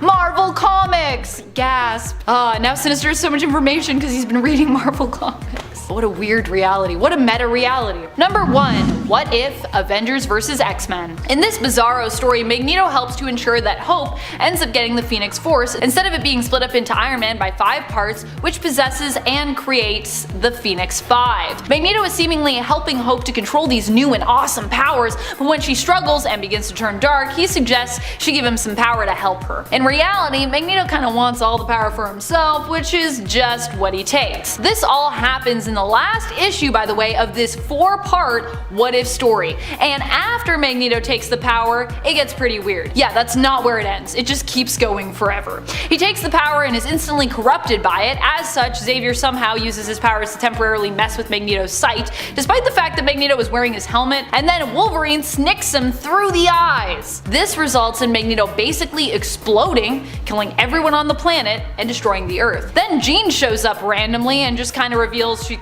saw all of this coming. She uses her Phoenix powers to fix the planet, bringing back plant and animal life, but not people for some reason. She says it's up to her and Wolverine as basically an Eve and an Adam of sorts to do that. She could have just brought all those people back, I'm pretty sure, because she's got the power of the Phoenix, but yeah, it's a weird one. It's a weird one. Number 10. Angela. Angela is just confusing when it comes to her history. She was basically retconned into being Thor's sister, but originally was not even part of the Marvel world and was a character from Spawn. Neil Gaiman and Todd McFarlane both created her together, but the two ended up in a legal battle over the rights to the character, which Gaiman won. Neil Gaiman then sold her rights to Marvel. Angela is a half-angel who it later turned out was Thor's half-sister, but who had not known of her true heritage, nor had her parents Odin and Freya known of her survival, believing that she died as a baby. In honor of Neil Gaiman, Marvel also had an alternate version of her become the main character of a follow-up, Secret Wars 1602 Angela the Witch Hunter, which makes sense considering that Neil Gaiman himself made the 1602 reality. Number 9. Groot. He might not seem weird now that he's an MCU success story, becoming famous alongside his fellow weirdo hero team in the Guardians of the Galaxy movie, but when you think about it, Groot is a pretty strange character. He's basically a sentient tree who can move around and only speak 3 words. I am Groot. Though even more bizarrely through these 3 words, he seems to be speaking a whole other language. Initially, Groot wasn't even a hero. When he first was introduced in the 1960s, he was an alien tree invader seeking to experiment on the human race. However, in the 2000s, he would end up becoming repurposed like other members of the MCU Guardians team and end up becoming known as one of the heroes. So his whole history is actually pretty weird too. Now it's been retconned that his original appearance wasn't even him, but another Groot. He could also communicate using more than 3 words in that original appearance. And before we move on to this next spot, if you love Groot as much as I love Groot, as much as we all love Groot, don't forget to give this video a thumbs up. It really does help. Number 8. Eye-Boy. He's got a higher level perception cause he's covered in eyeballs. It's Eye-Boy. Eye-Boy might seem like a strange mutant and hero, but I cannot deny that I downright love him. Even though, yeah, he's kind of a weird one to look at and to have thought up, I guess. Eye-Boy has since been revealed to have more than just enhanced vision though. He can see things that others can't, basically seeing through to other planes at times, and also seeing and understanding the world around him on an atomic or microscopic level due to his inhuman level of sight. It's a pretty specific power, but it actually can be super useful given the right circumstance.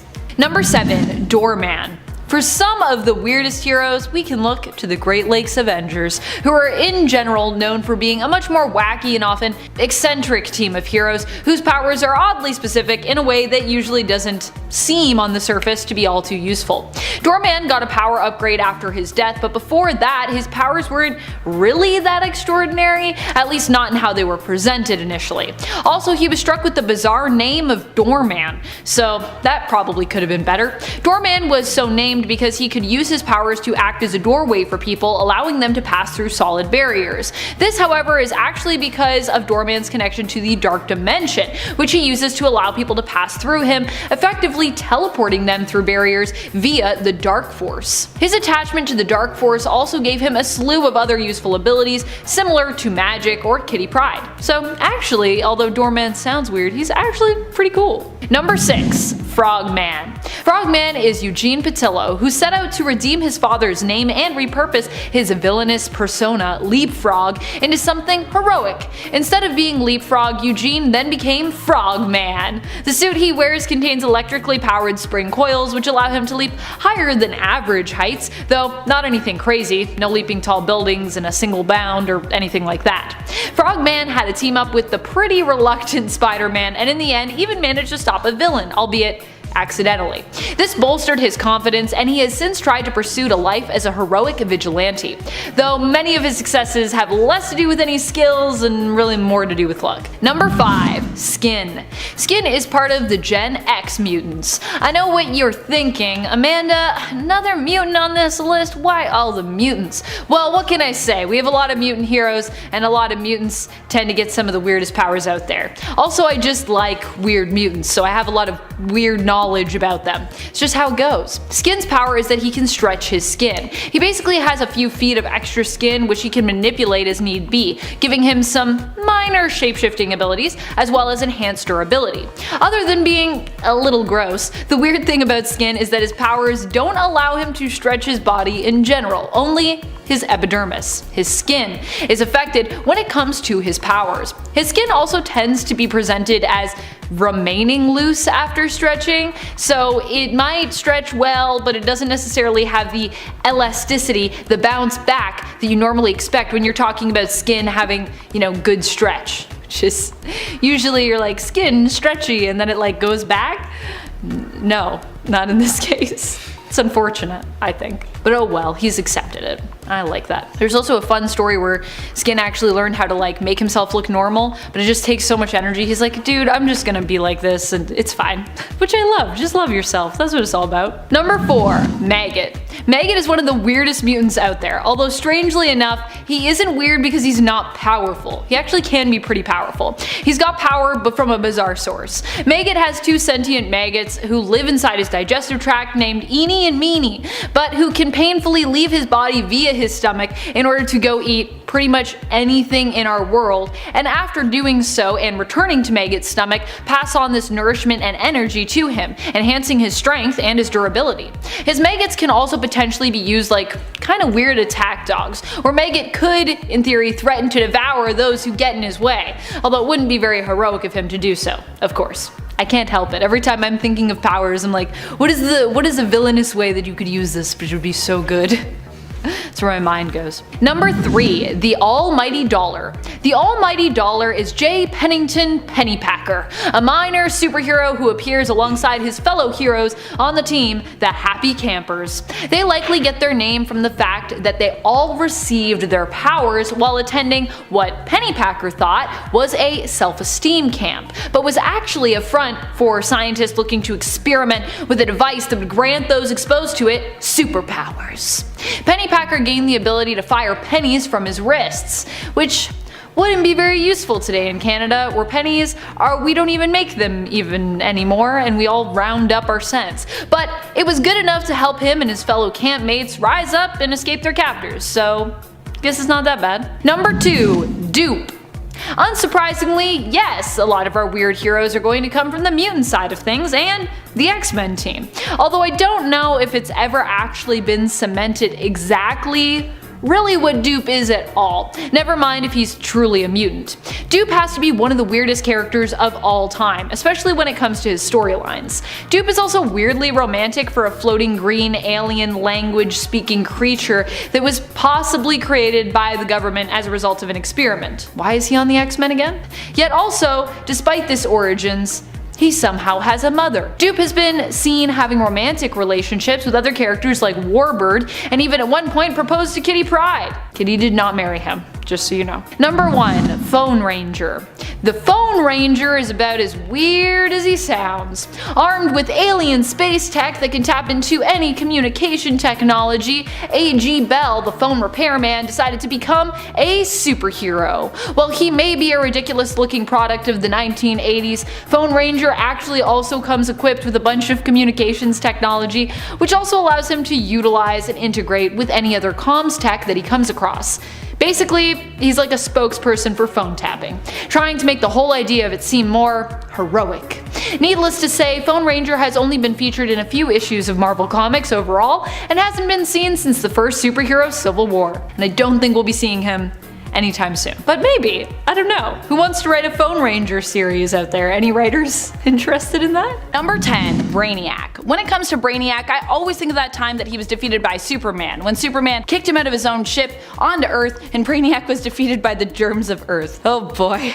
But just because that is one of the first thoughts that comes to my mind when I think Brainiac, doesn't mean that it defines the character as a weakling. Actually, not at all really. There is definitely something to be said for having a jacked brain, and Brainiac has also been depicted as having a jacked bod before as well. Like that time in Jeff Johns' Action Comics story arc, Brainiac, a 5-part story, where it was revealed that all of the Brainiacs Superman had fought in the past were merely androids, and that the real Brainiac was even more powerful than all of them combined, both mentally and physically. And friends, before we move on to this next spot, if you love what we do here at Top 10 Nerd and you've thought to yourself, man, I wish they talked about anime, man, I wish they talked about manga, guess what? We do! You can check it out at Most Amazing Top 10 Anime. Go give them a sub and let them know I sent ya. Number 9, Black Hand. Black Hand is William Hand, the Herald of Necron. In the Prime Earth continuity, he becomes a Black Lantern again, who earns his ring after taking his own life. Rather than remain as an Indigo Lantern, when the opportunity presents itself, he seeks freedom, taking his own life so that he might rise again as a Black Lantern. After dying, he was resurrected, being offered his own Black Lantern ring, which emerged from his mouth. As a Black Lantern, Black Hand has the power to control dead bodies. He can temporarily revive and animate them, although these people are not really brought back to the living, but more become like thralls under his control or zombies. As a member of the undead as well, Black Hand is almost unkillable. He can regenerate from almost any damage done to him, including having his brain completely fried by Hal Jordan. In the Prime Earth continuity, William Hand was one of the members of the Legion of Doom for a short time. Number 8. Killer Frost number 2.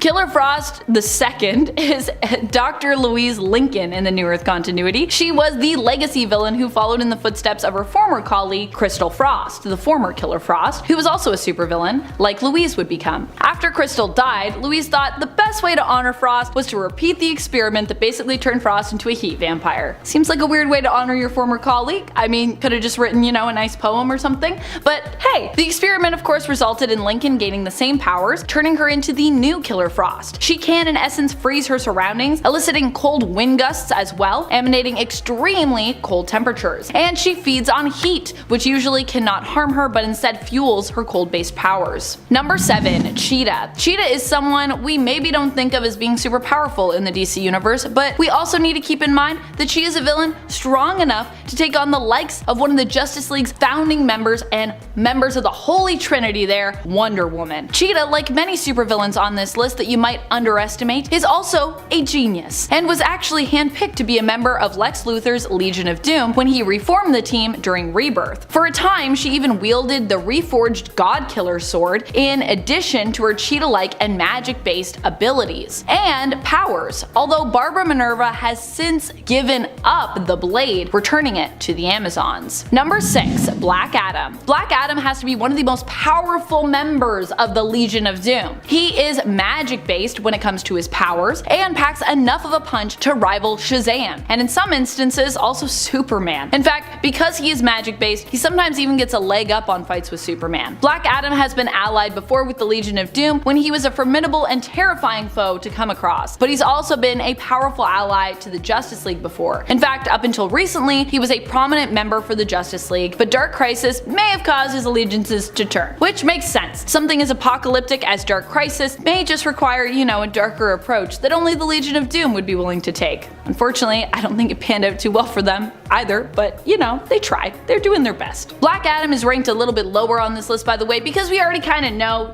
he's super strong, but there are some people that don't think about him, so I still wanted to feature him here. Number 5. Golden Glider. Golden Glider is Lisa Snart, sister to Captain Cold's Leonard Snart, and longtime girlfriend of another fellow Rogues member, Mirror Master. Golden Glider is a pretty cool and underrated character, I think. She never wanted superpowers in the Prime Earth continuity version of her story, but hey, she got them anyway. This happened when the Rogues attempted to merge their weapons with their DNA to basically grant them actual superpowers. The device they were using exploded, and Lisa was caught in that explosion, leaving her physical body comatose, but granting her astral projection powers, which she could use to phase and turn invisible. Number 4. Bizarro. While maybe not the most intelligent traditionally of the lot, Bizarro is still a very powerful foe who deserves his place on this list. Bizarro is basically seen as being the reverse of Superman. For example, while Superman is good and has heat vision, Bizarro is generally bad, a villain, with his own equally powerful cold vision. Depending on the origin and which Bizarro we're talking about, Bizarro is an imperfect clone of Superman created by Lex Luthor. At one point in the Prime Earth continuity, he also possesses a genius-level intellect, which made him even more dangerous, but alas, this was only temporary.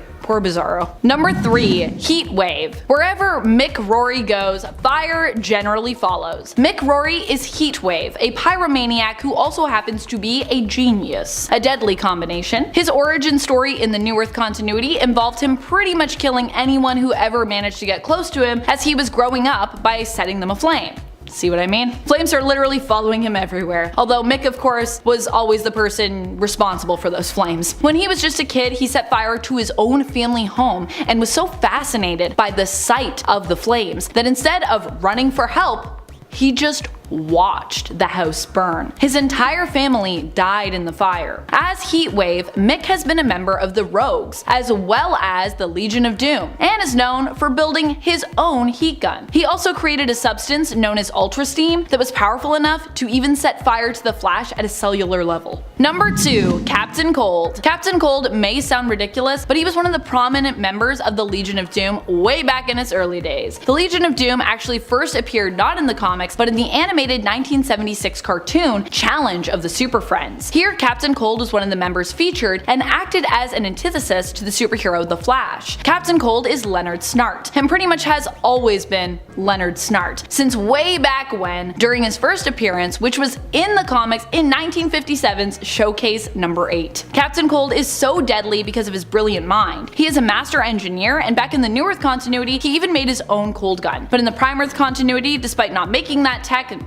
stealing it, he's still a genius and knows his cold gun inside and out due to taking it apart and putting it back together multiple times to ensure he fully understands every single piece of it. Leonard Snart is severely underrated as a foe, in my opinion. Number 1. Black Manta. Black Manta is definitely a character you could easily underestimate. He is often driven by one purpose: to kill Aquaman. But his drive often knows no limits, and he's not even Atlantean. He's just a guy with a sub and a fancy scuba suit. He's been a member of the Legion of the Doom before, but he was recently pulled back to the Legion after learning during Dark Crisis that Aquaman had died. This evidently defeats a good deal of Manta's purpose in terms of, why he's underwater, why he's around Atlantis, although he had just promised Jackson, his son, he'd always be there for him. Ugh. Black Manta did decide to end up leaving though to serve a greater purpose with the Legion of Doom, which was reformed to fight against those infected by the Dark Crisis. And for this list, starting off at number 10 is Magneto. Starting off this list with the absolute GOAT. Magneto has been around for a long time, and a majority of that time, he was a villain, or at best, an anti-hero. As the #1 rival of Professor Charles Xavier, Magneto's view of the world is pretty interesting given that he was the child of a Jewish family during World War II, and yet, after years of persecution for being a mutant, he believed his race to be superior to regular humans nonetheless, and that humans should be subservient or destroyed. Under this mentality, he led the Brotherhood of Evil Mutants as well as other groups against the X-Men and the Earth's heroes. Now everybody knows that Magneto is not someone you mess with. He has enough power and enough experience to stomp almost anyone. For example, while he has become more of just a hero nowadays, there's a point where he gets his heart ripped out by a villain called Uranos. But he keeps himself alive by using his powers to keep his blood flowing. He's just that insanely powerful. But being born around World War II and the rival to Charles Xavier, he's been up there in the age department since he was introduced, but always manages to decimate his enemies. Number 9, Cassandra Nova. Sticking with X-related heroes, we have the evil twin, or counterpart, or anti-self to Charles Xavier. Cassandra Nova isn't really a mutant, but she isn't really a person either. She is actually what is known as a Mumadrai, the spirit that is equal to the opposite of a person. Wrap your head around that one. This is about to get wild, so buckle up. Because of the genetic mutant potential of Charles Xavier, his Mumadrai was able to create a physical form for itself when Sharon Xavier was pregnant with Charles, making Cassandra basically Xavier's twin. Now Charles, even as a baby, sensed Cassandra as an evil presence, and he used his psychic abilities to try and take her out in the womb. Cassandra survived though, and so she spent decades as this terrifying mass of cells in a sewer, building herself a new body and planning her revenge on her brother. Cassandra has all the same telepathic powers as Charles himself, plus some telekinetic abilities as well. But being a Mumadrai, she has the terrifying ability to manipulate DNA, breaking it down, copying it, and being able to construct physical bodies. She can even phase through solid objects, regenerate insanely fast, and enhance and evolve other mutant abilities. Number 8, Granny Goodness. Stepping away from Marvel for a moment, Granny Goodness is probably the complete opposite of anything we would describe as goodness. She was originally one of the lowlies, which is basically the peasant class on DC Universe's Apocalypse. From a younger age, she was taken by Darkseid and raised and trained to become head of the Shock Troops and the Female Furies. She has the responsibility to bring young warriors from other worlds to fight each other to earn the right to be trained by her. But Granny Goodness also has multiple orphanages where she both trains and disciplines younger individuals looking for potential warriors for Darkseid. Now, being a resident of Apocalypse, Granny here does have quite a bit of power. She has superhuman strength, speed, durability, and senses, as well as invulnerability and an advanced immune system and immortality. But being immortal doesn't necessarily save you from looking old as hell, which is why we get Granny Goodness. Number 7, horticulture. You know, sometimes sometimes a group of villains comes along that just kind of makes me smile. And Horticulture, who first appeared in X-Men Volume 5, number 3 in December 2019, are one such group. Horticulture is described on their wiki as a group of agrochemists, biotechnologists, and eugenic engineers who specialize in the genetic manipulation and propagation of all things botanical. So, to me and my tiny brain, I take that information and translate it to, it's a bunch of old plant scientist ladies.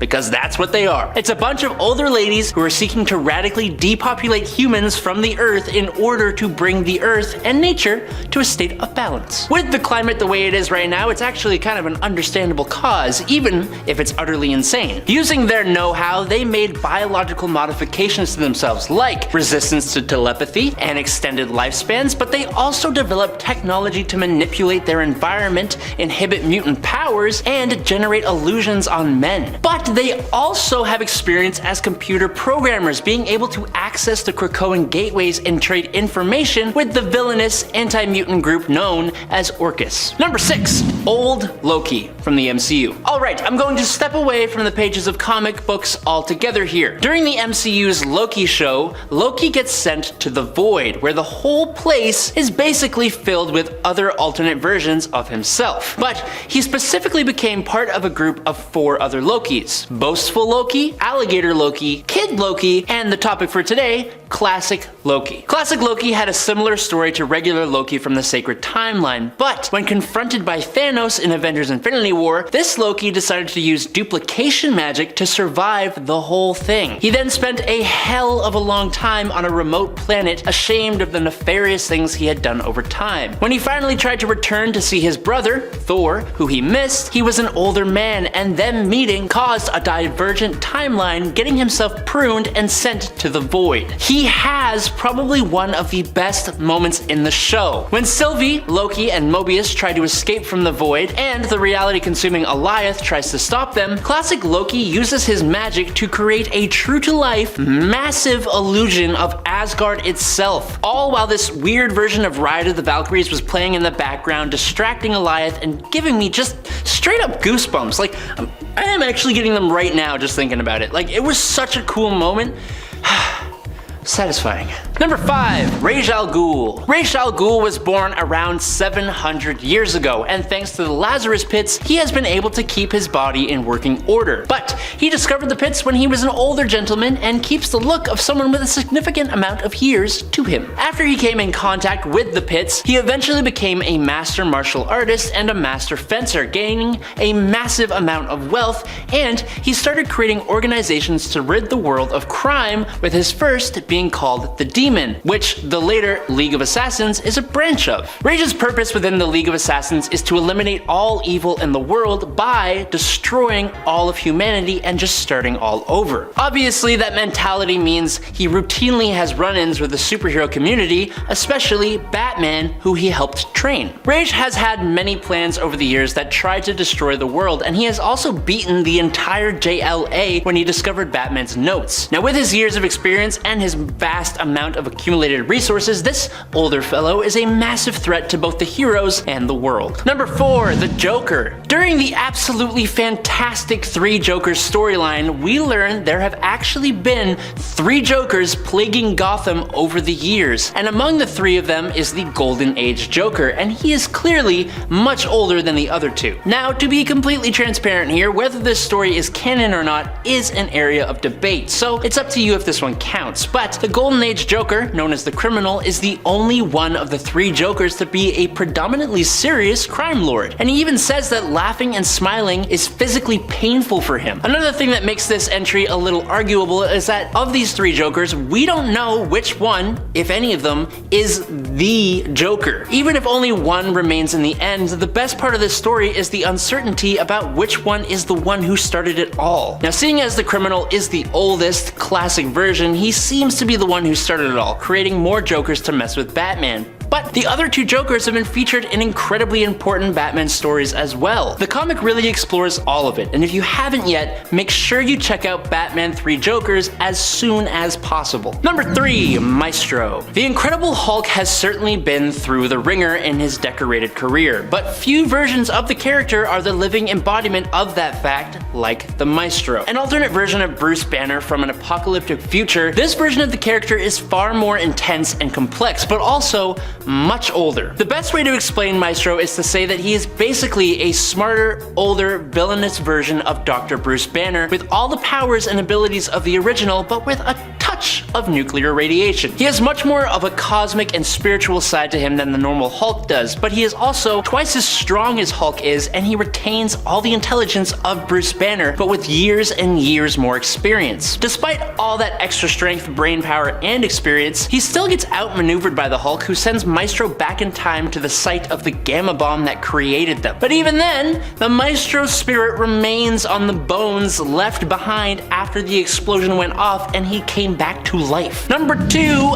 Agatha Harkness. Like a few of these villains, when we first met Agatha Harkness in Fantastic Four number 94 from October of 1969, she was already elderly. She started out as the nanny for the newly born Franklin Richards, and using her magical powers, she even saved the Fantastic Four from the Frightful Four and a handful of other villains, and also helped Franklin when his powers first started to emerge. But she went on to have an interesting relationship with the Scarlet Witch, Wanda Maximoff, but also her mother, Natalia Maximoff. That's because this sweet nanny Agatha is actually an incredibly ancient sorcerer who was around to remember the sinking of Atlantis nearly 18,000 years ago. And she was probably the most powerful of the original witches during the Salem witch trials, an event that she actually supported as she thought it would cull the weak magic users who held them back. Agatha, like a lot of older villains, is pretty damn complex. She has helped out heroes on multiple occasions, but she's also done some pretty sinister stuff. But there's no doubt that she is much stronger than both heroes and villains first assume. Number 1, Baron von Strucker. Baron Wolfgang von Strucker was born in the 19th century, so he ain't a young fella by any means. He fought with the Axis powers during World War II alongside and under the Red Skull. He was a top villain at the time, not just for Captain America, but more prominently as an adversary for Nick Fury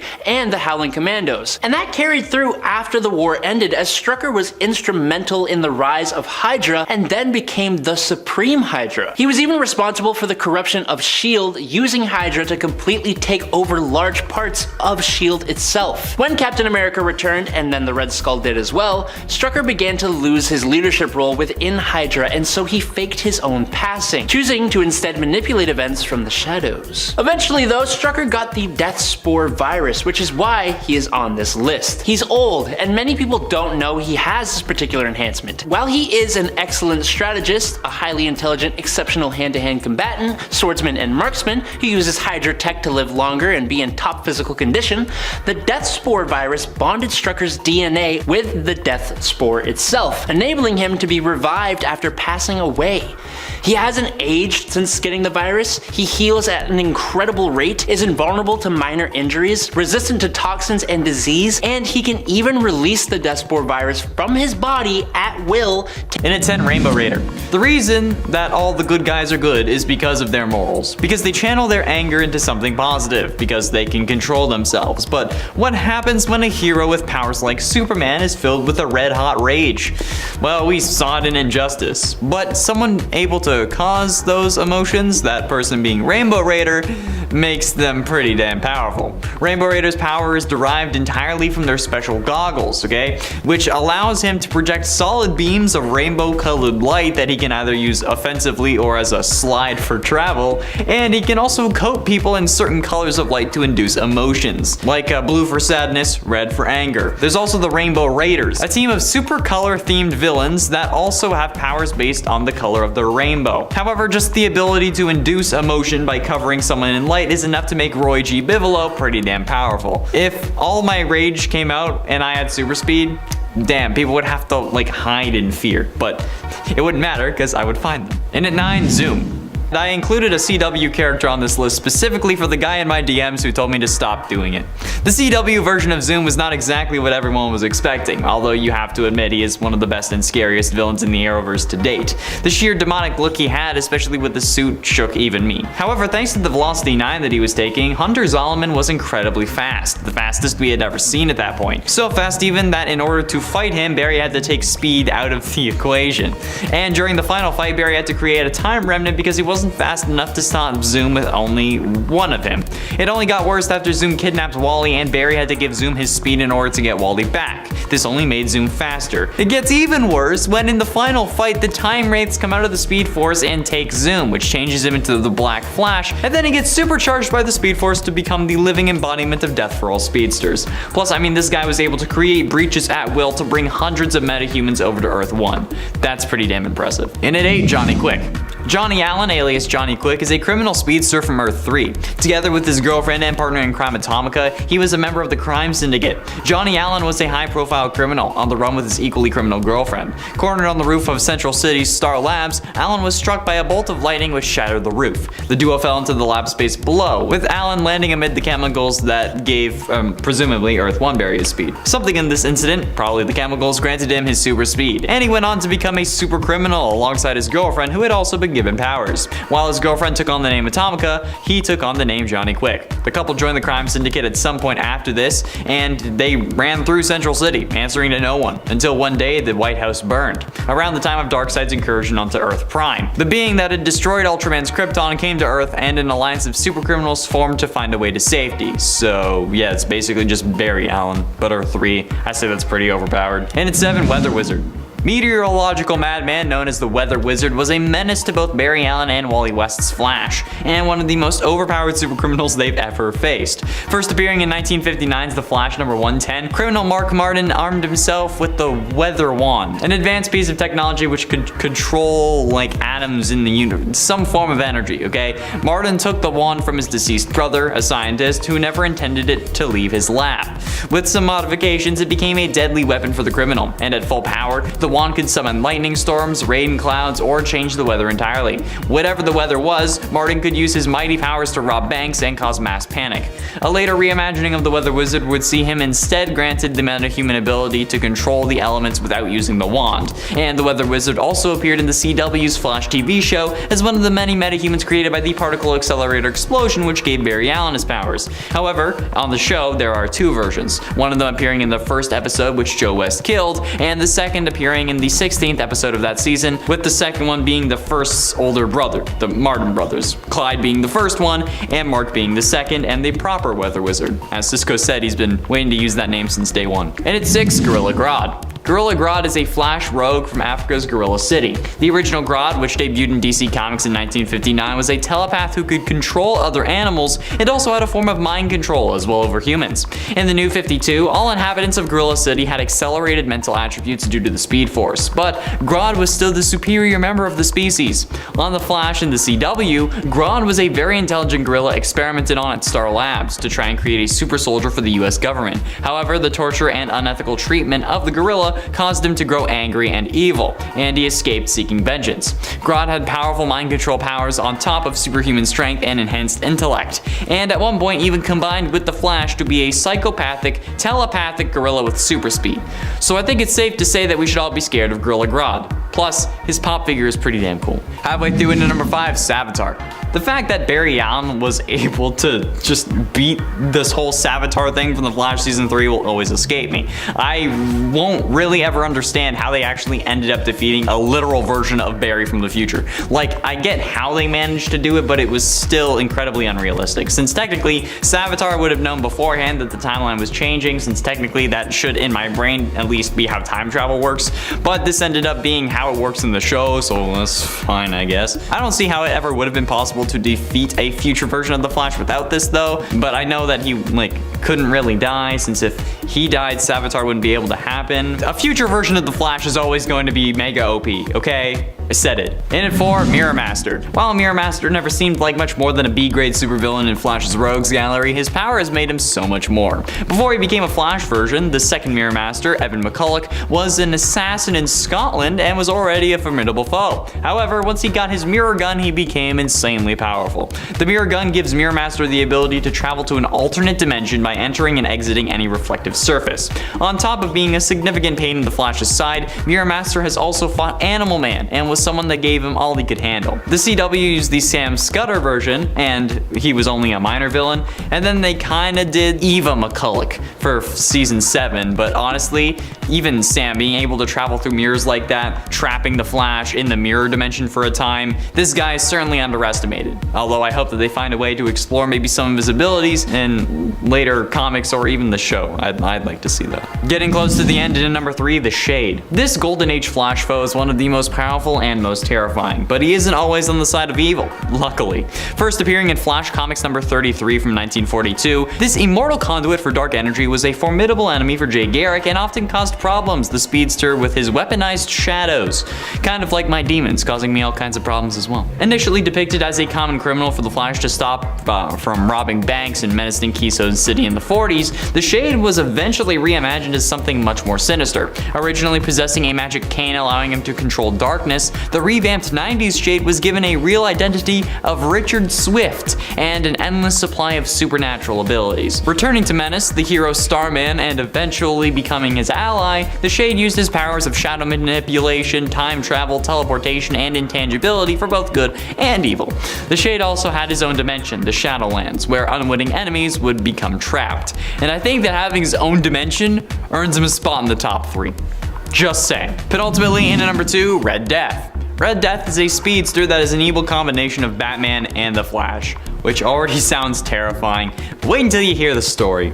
The Bruce Wayne of Earth 52 started off fighting crime with Robin, but because, you know, of course, Robin's kept dying left, right, and center. So, understandably, Batman got darker and darker, becoming more extreme with his methods. He started killing people, which honestly seems more realistic to me, aside from just like being done fighting crime totally, which can't happen, otherwise they wouldn't have a story, right? This eventually leads him to Barry, who refuses to give Bruce his Speed Force powers, understandably because again, this time Batman's a psycho. So, Batman, using the various rogues' weapons to fight Barry, knocks him out.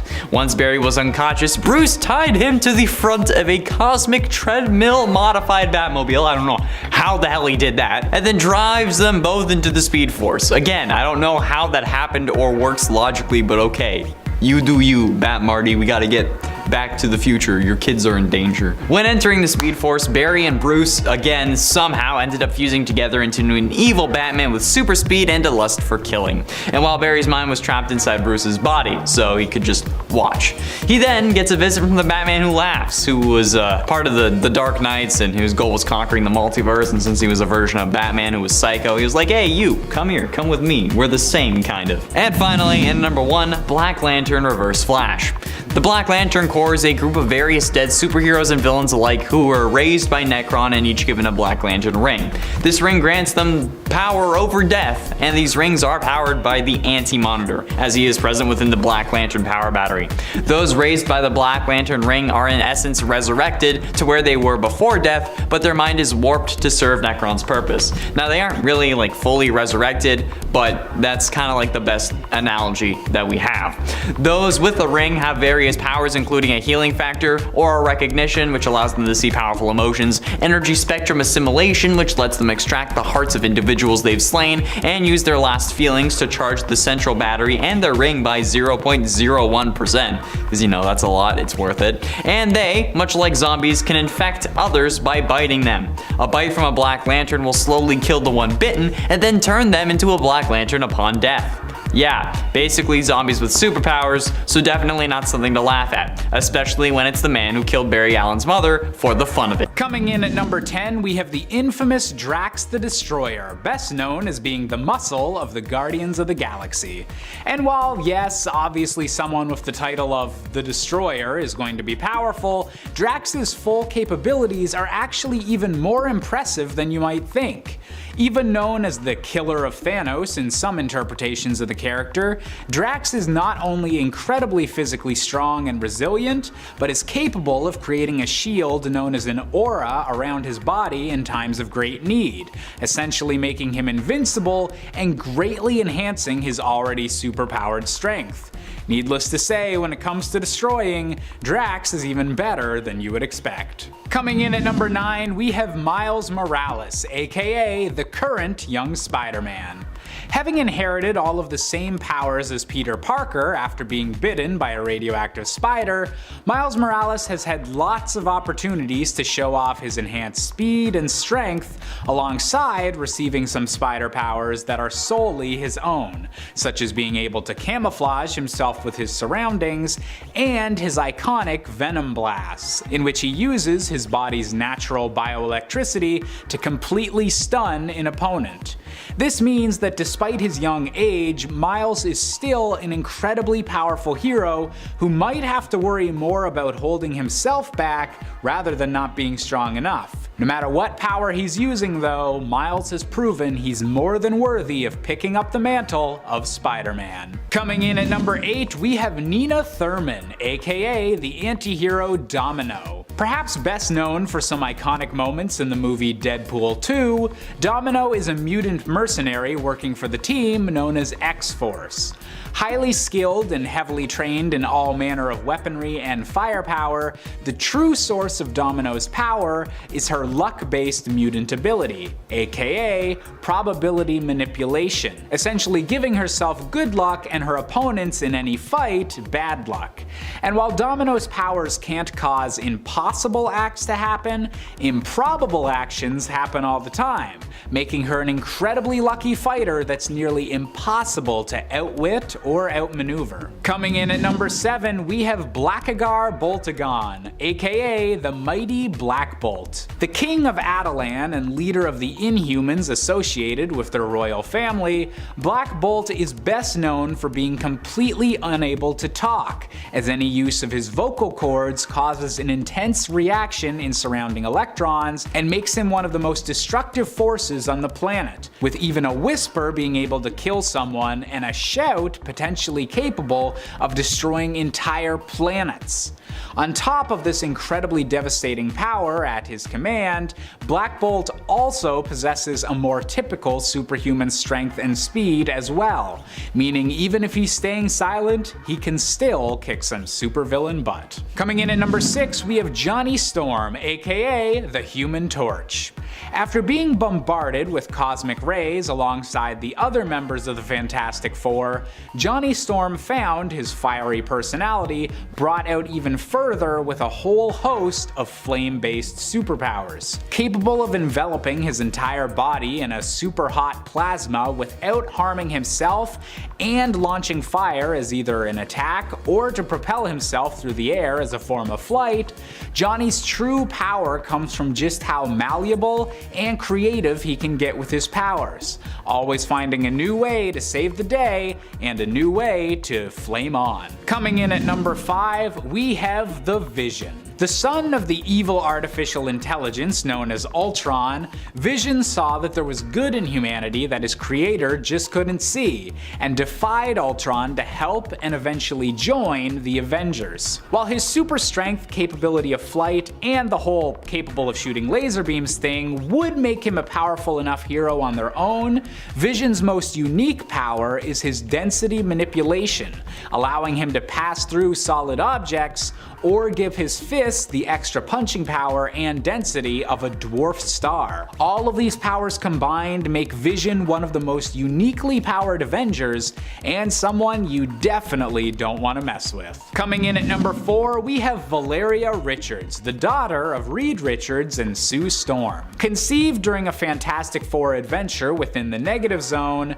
this led to unexpected consequences for both the baby and her mother, with frequent bursts of cosmic cosmic radiation, endangering everyone nearby until her eventual birth. Although at first glance she appeared to not have any powers, Valeria has a greatly increased intelligence due to the cosmic radiation her parents endured, meaning that she's likely to become even smarter than her father once she's old enough. And in a Marvel universe absolutely filled with geniuses, that just might be enough to be one of the more powerful heroes of the next generation of Marvel. Coming in at number 3, we have the Silver Surfer. Long known as being the herald of the mighty Galactus, just because he has a bigger boss in charge of him doesn't mean that the Silver Surfer isn't plenty powerful on his own. Wielding the power cosmic, the same force that gives Galactus his world-crushing strength, the Silver Surfer has many enhanced strengths and powers compared to a regular human being,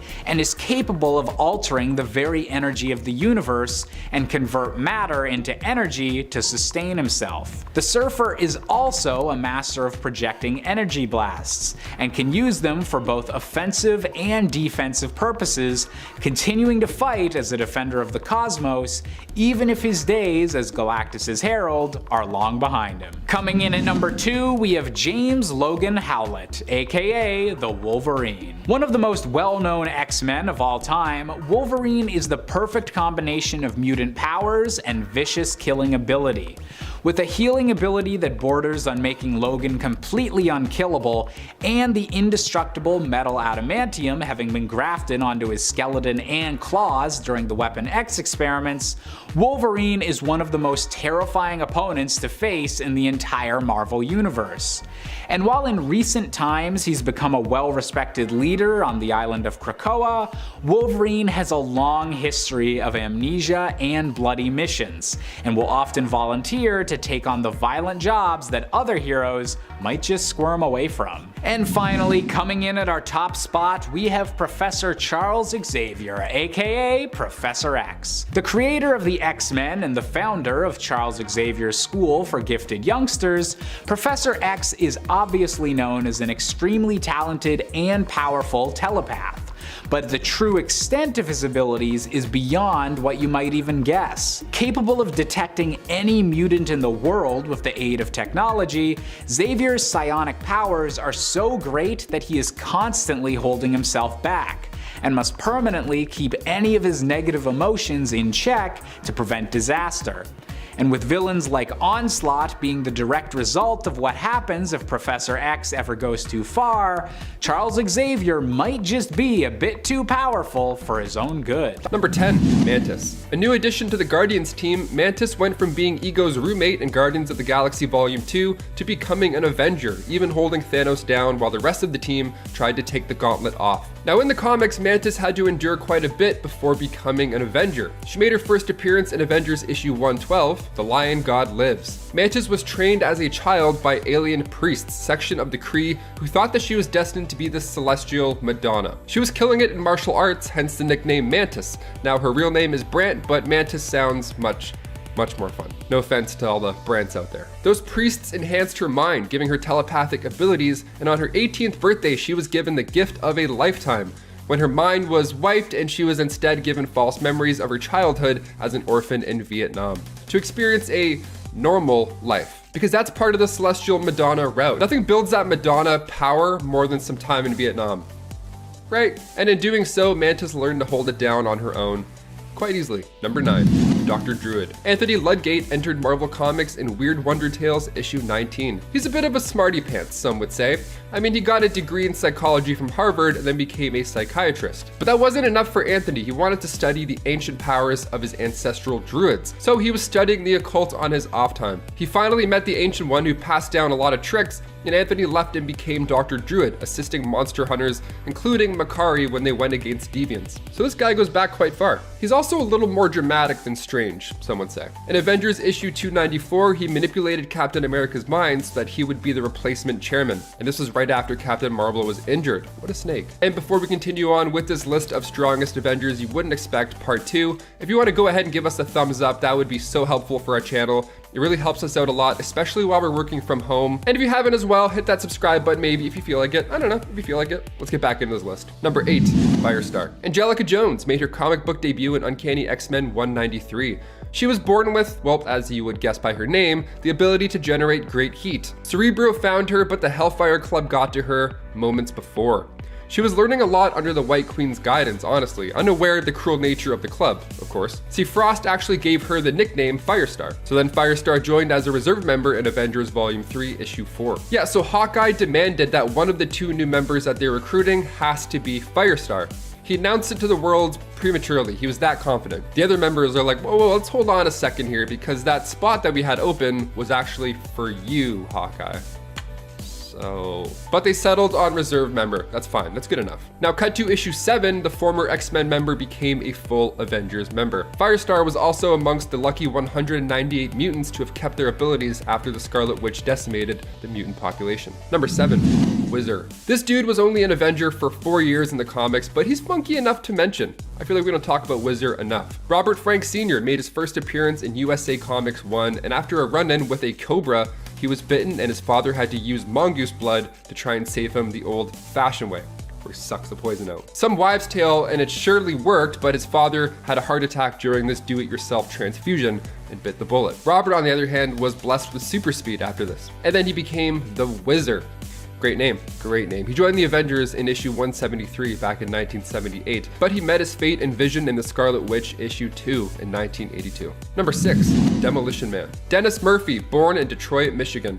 He looked up to superheroes quite a bit, as do most of us. He was actually great at football, but he wasn't great enough to be recruited professionally. Sad times. But then that's when the power broker comes in to strike up a bargain. Super strength ought to help you with those home games, right, Dennis? Let's do it. Well, what happened was he got so strong that if he did decide to play football with these humans, he would probably break through them. His name is Demolition Man. Nobody would expect this guy to be an Avenger because he wasn't even the best football player. That's like what Peter Parker says. He's like, I couldn't do stuff then, so I can't do stuff now. You know? He joined the Avengers in Captain America issue 349. He helped Battlestar and US Agent free Captain America, and when US Agent and Flag Smasher started to get a little distracted, D-Man himself finished the mission properly. Number 5, Lightning. Living Lightning, here we go. It's hard to imagine that a man made of lightning would ever not get the spotlight, but that's what happens when you share the pages with this team. Lightning, aka Miguel Santos, first came into comics as a villain, actually, but he joined the West Coast Avengers in issue 74. Now, his father, cut to way before, his father was part of this group called the Legion of Living Lightning, or LOL, as some would say. And when they tried to gain control of the Hulk, which is a terrible idea, his father was killed in action. Again, terrible idea, don't fight the Hulk. So Miguel wanted to learn more of his father in the Legion, so he broke into the Legion's headquarters, and while he was snooping around, one of the machines turned on, and he turned into a living energy. Now, he almost joined the Great Lakes Avengers at one point, but only because he thought GLA meant Gay Lesbian Alliance. I don't think Great Lakes are as exciting, but you never know. We have one over here, it's Lake Ontario. It's way too cold and smelly. No. I would much rather Gay Lesbian Alliances. The team had the worst luck when it came to recruits. Let's just say that. Number 4, Stingray. Walter Newell made his comic book debut in Tales to Astonish issue 95. Now, his life began as an oceanographer and an engineer, and once he created a suit built for deep sea exploration, a cool nickname was bound to come afterwards. Stingray, there it is, that's a cool nickname. He was ordered to bring in Namor to investigate the disappearance of water from our oceans. He ended up working with Namor numerous times, Water Bros for life, and then he joined the team as a reserve member in the Avengers issue 319. Funny enough, in the Armor Wars storyline, Iron Man wanted to recover all these suits that had Stark tech in it. So he comes in, knocks out Stingray, and then after attaching the Negator pack, nothing happened. So the suit was indeed not stolen. You know, it's always nice when you knock someone out for no reason. I'd love to see him make an appearance in the Armor Wars Disney show, but I think we need a lot of other stuff first before we even look at Stingray. Although he is cool. Number 3, Jack of Hearts. Jonathan Hart, son of Philip Hart, a brilliant scientist who developed the liquid called Zero Fluid, and his mother was actually part of the Contraxian race. Now, the alien woman was also a scientist sent to discover this energy source to help their dying Contraxian son. Now, the alien lady heard about Philip Hart's experiments, so they met, got married, and then out came Jack. And then later on, when Jack was a teenager, his father had completed the Zero Fluid, but was sadly killed by the agents of a criminal corporation who wanted the fluid for themselves to market it. Classic bad guy stuff. Give us your fluids, let's fight. So when Jack hid in his father's lab, he was covered in said Zero Fluid, and then he started to glow and change and become more powerful, becoming the Jack of Hearts. Energy was just oozing out of his body. He handled his father's killers easily after that. He then joined the Avengers in Volume 3, Issue 43. Number 2, Not one, but 2 guns. He's got 2 guns, the 2-gun kid. Let's talk about him. Of course, we can't forget this rootin' tootin' Avenger. Look out, gang, here he comes. Matt Hawk joined the team in Avengers 142. This guy's fun. Now, the cover alone, let's talk about this. The Avengers versus the wild Western heroes of all. Let's go. I'm gonna read this right now. He was a Harvard-educated Boston lawyer who settled in 1870s Tombstone, Texas, after the Civil War. Like the Civil War, not Civil War, like the Civil War. You get it? I don't really have to pitch what his life was pre-Avengers. I mean, there's horses, there's shooting, there's lots of nice boots. One day he saved the life of this elderly man. He was getting picked on by a rootin' tootin' gang. But this man just happened to be legendary gunslinger Ben Dancer. It's Ben Dancer. So Ben is exactly what you'd imagine in your head. I read all of his lines in Sam Elliott's voice because, well, of course I did. Look at him. So he, of course, trained Matt, and then when the Avengers fought Kang back in that era, so once the dust had settled, literally, the dust had settled, the 2-gun kid came back to the modern era with the team. And Hawkeye had a pretty good time as well. This is when he started to dig the West Coast life. He wanted to leave the Avengers because being a bow and arrow man made more sense to be out there than Manhattan. I have to agree. And finally, number 1, we can't forget about him, the Forgotten One. Gilgamesh made his first appearance in Eternals issue 13. He was born before the Ice Age, and in 3000 BC, the Eternal became Gilgamesh, king of Uruk in Sumeria. In ancient times, he would wander the earth battling tyrants and taking down beasts. He would fight alongside Hercules, and he even took down the demon dragon Zeus. He fought for the Roman Empire as a centurion, just taking out tribes left and right, and then he joined the Avengers in issue 300. And currently, he works alongside Hercules and the gods of war. Now, I feel like we're gonna see this guy soon in the MCU. I mean, the Eternals movie, Thor, Love and Thunder, bringing in some gods.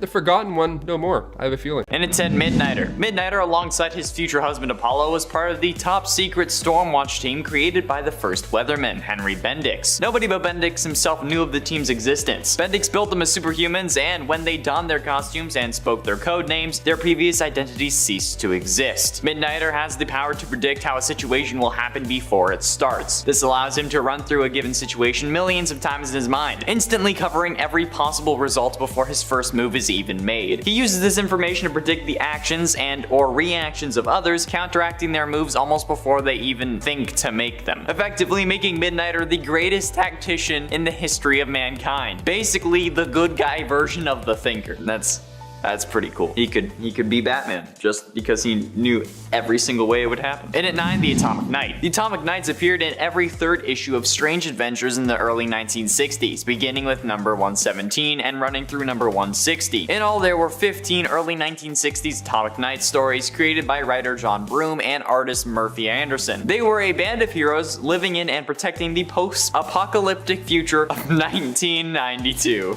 Yep, at that point it was the future. Following the catastrophic Hydrogen War of 1986. A petty tyrant named the Black Baron ruled a small section of the Midwestern United States with an iron fist. He was opposed by Sergeant Gardner Grail of the Atomic Knights, who wore medieval suits of armor that were impervious to the Baron's energy weapons, the armor having been irradiated in the war. Gardner Grail also has precognition, and wears a suit of armor that grants him enhanced speed, strength, endurance, and lets him blast energy, as well as being adaptable to other technology. And at 8, Acrida. Andrea's father was Bernardo Rojas, once a renowned leader in Central America who researched pre-Hispanic cultures at a university in Mexico. She lived alone with her cat named Zapata, named after one of the revolutionary leaders in Mexico. Acrida specialized in striking against organized crime. Every time she caught a perpetrator or helped avert a tragedy, she cited a literary quotation, or if she had the time, painted graffiti insulting or challenging the local authorities, which might hint at her being a bit of an anarchist, which honestly I'm kinda into. This character seemed to be kind of a Mexican Batman, and despite her anarchist tendencies, she often worked with another 2 Mexican superheroes, Iman and El Muerto. Together with these 2 allies and Superman, she once saved Mexico and the world from the total destruction from a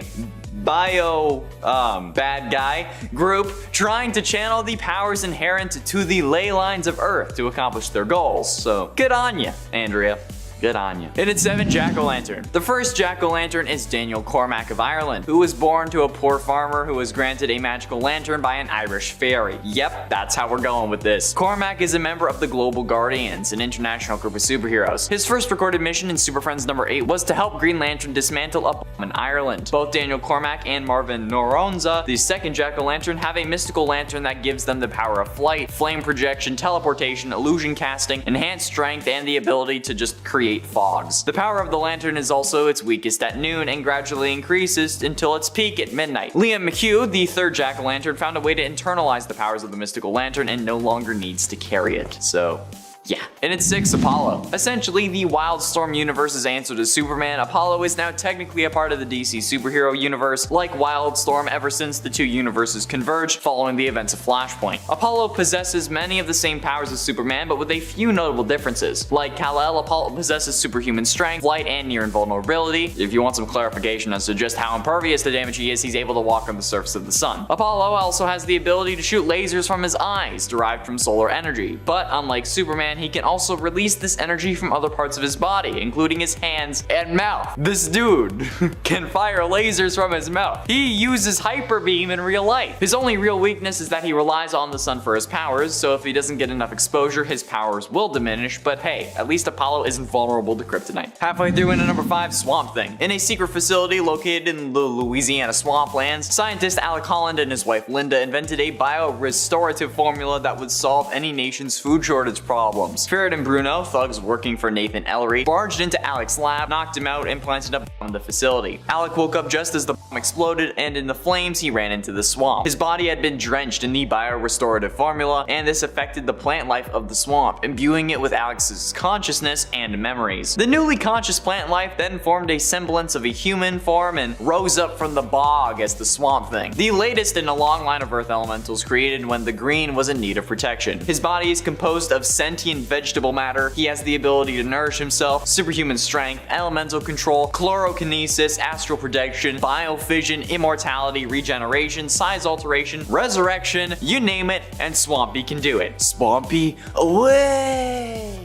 And in 4, Mr. Miracle. Mr. Miracle was scot-free, the god of escape in the New Gods mythology. A Genesian raised on Apocalypse, he defected with his lover Big Barda to Earth, where he used the skills he learned in Escapology, both as a performance artist and in the Justice League of America. Originally, the boy scot-free was the son of High Father Isaiah, the ruler of New Genesis. However, as a part of a diplomatic move to stop a destructive war against the planet Apocalypse, High Father agreed to an exchange of children with his enemy Darkseid. In doing so, he surrendered scot-free to the care of his enemy while he received his enemy's son Orion. This guy has new god physiology, okay, making him immortal, super strength, super durable, and giving him super agility. Plus, when utilizing his full godly potential, Mr. Miracle wields a cosmic energy field called Alpha Effect, which allows him to transverse through time and space, heal living beings, fully restore creatures back from death, and control energy to an almost boundless degree. Yep, you're on the list. Getting close to the end in at number 3, Jem, son of Saturn. After both his mother and teacher were killed by the White Martians, Jem stole a ship and escaped to Earth, in search of his lover Syra, who had fled there earlier. He arrives in Harlem, New York, and is befriended by an orphan named Luther Mankin. After a series of adventures with and without Luther, Jem eventually found Syra. They all then traveled to New Bok, a red Saturnian colony, but because he refused to take sides in a civil war on New Bok, Jem was disavowed and cast out by both factions. Dispirited, Jem and Luther returned to Earth, and given that Jem is a form of Martian in a sense, his Saturnian physiology gives him flight, metamorphosis, physiokinesis, telekinesis, telepathy, energy projection, superhuman durability, superhuman stamina, and superhuman strength that allows him to match Martian Manhunter blow for blow. So I think this is a pretty worthy number 3. Penultimately, in at number 2, Karate Kid. Karate Kid is actually Val Armour, a superhero from the future and also a member of the Legion of Superheroes. He is a master of every form of martial arts to have ever been developed by the 30th century. The extent of his skill was so great that he could severely damage various types of hard material with a single blow, and was briefly able to hold his own against Superboy through the use of what he called super karate. So he already seems pretty legit. Val Armour was the son of Japanese greatest crime lord Kiaru Nozumi, also known as the Black Dragon. When he was born, his mother, an American secret agent known as Valentina Armour, tried to hide him from his father, but she failed to do so and was killed for her affront. Japan's biggest hero, Sensei Toshiaki, and the White Crane, eventually killed the Black Dragon for his crimes and then adopted the infant Val. Val. He raised Val as if he were his own son and trained him in all manner of martial arts. Val became the youngest warrior ever to earn the title of samurai, and he went on to work for his local shogun. However, after trying his best and failing to please his supervisor, he quit and searched the galaxy for new forms of battle to master. That just goes to show you, people, appreciate your employees, otherwise they're gonna quit and go search the galaxy for new forms of martial arts, okay? And finally, in at number 1, Blue Beetle. Jamie Reyes was a relatively normal high school student from El Paso, Texas. His father ran a garage and his mother was a paramedic, and he had a little sister who was a total brat. Jamie hung out with his two best friends, Brenda and Paco, and he acted as like the mediator between the hardworking Brenda and the laid-back Paco. By both Brenda and Paco's accounts, he was a good friend, kind of person who could just let them be themselves and would always make things better. Jamie aimed to help his father out in the garage, but Alberto turned him down, not wanting to see his son grow up too fast. Ted Cord, the second Blue Beetle, had come into possession of the Blue Beetle Scarab, the artifact which had given Dan Garrett, the first Blue Beetle, his powers. The Scarab had been presumed destroyed early in Ted's superhero career, but it was discovered intact in a pyramid in the Middle East. This is where Jamie gets his powers as well. What are those powers, you ask? The Scarab can and will use its powers of its own accord. Jamie, however, can override the Scarab if need be, and should Jeremy fall prey to mind-altering power, the Scarab will take control of the armor. So it will act on its own, and basically he's not mind control anymore because it's just the Scarab doing it, not actually him. So yeah, number 1 hands down. Number 10, Vanisher. An old school villain who also almost single-handedly defeated the X-Men back in the day. Almost. So close. Well, actually he kind of did defeat the X-Men team, but fortunately Professor X butt in to save the day. And he was only able to defeat Vanisher by wiping his mind and making him forget who he was and what he was capable of, which I think goes to show just how powerful of a villain he is. He was the first teleporter the team really encountered, proving just how crazy powerful teleporters are. Vanisher is also considered to be a super fast teleporter, and his power limits thus far have been pretty much undefined, even when he did resurface years later. I would consider him to be at a higher level though, just based on what I've seen thus far. He also was able to teleport himself safely just instinctually, even when teleporting to a place he's never seen or been to before, avoiding teleporting partially or fully into any solid objects, which of course could kill him, and which is like a great danger if you're a teleporter. You just teleport somewhere and now part of you's in a car and you're like, well, I guess I'm dead now. That's it. Number 9, Living Diamond. Okay, so someone I also think we need to talk about who needs some kind of redemption in the comics is Jack Winters, aka Jack O'Diamonds, or Living Diamond. He was one of the first X-Men villains whom Professor X saved Scott Summers from, thereby recruiting him to his X-Men team. Living Diamond's mutant power was believed to be radiation resistance, but he was also shown to be able to teleport short distances, had telepathy, and had a diamond form. Does that sound familiar at all? Telepathy with a diamond form.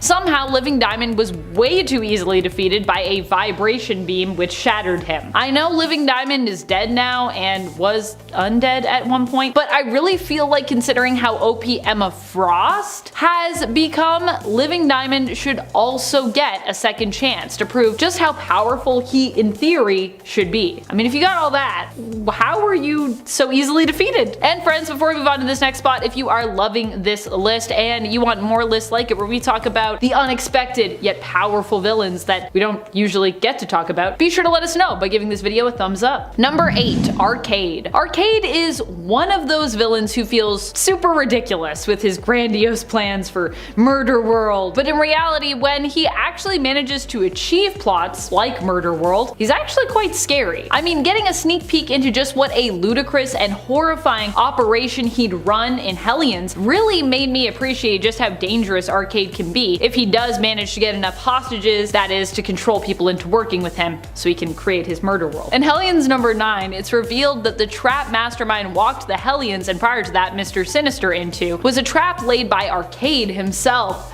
Gasp, what a reveal. Arcade's plan was to use Sinister's Hellions as leverage to encourage Sinister to work for him. Sinister didn't really seem to actually care about the Hellions, and he basically just agreed outright, although Arcade still chose to forcefully remove some of his teeth for fun before putting him to work. He wanted Sinister to make clones for him for Murder World, and had his plan worked, it would have been a real horror show. However, Sinister made a counteroffer to Mastermind, and instead the two double-crossed Arcade. Still, that whole 3-issue arc made me believe in the power of Arcade. Like, if he has the right allies, he could be really crazy. I'm here for like some sort of plot where Arcade tries to just turn the world into Murder World or something.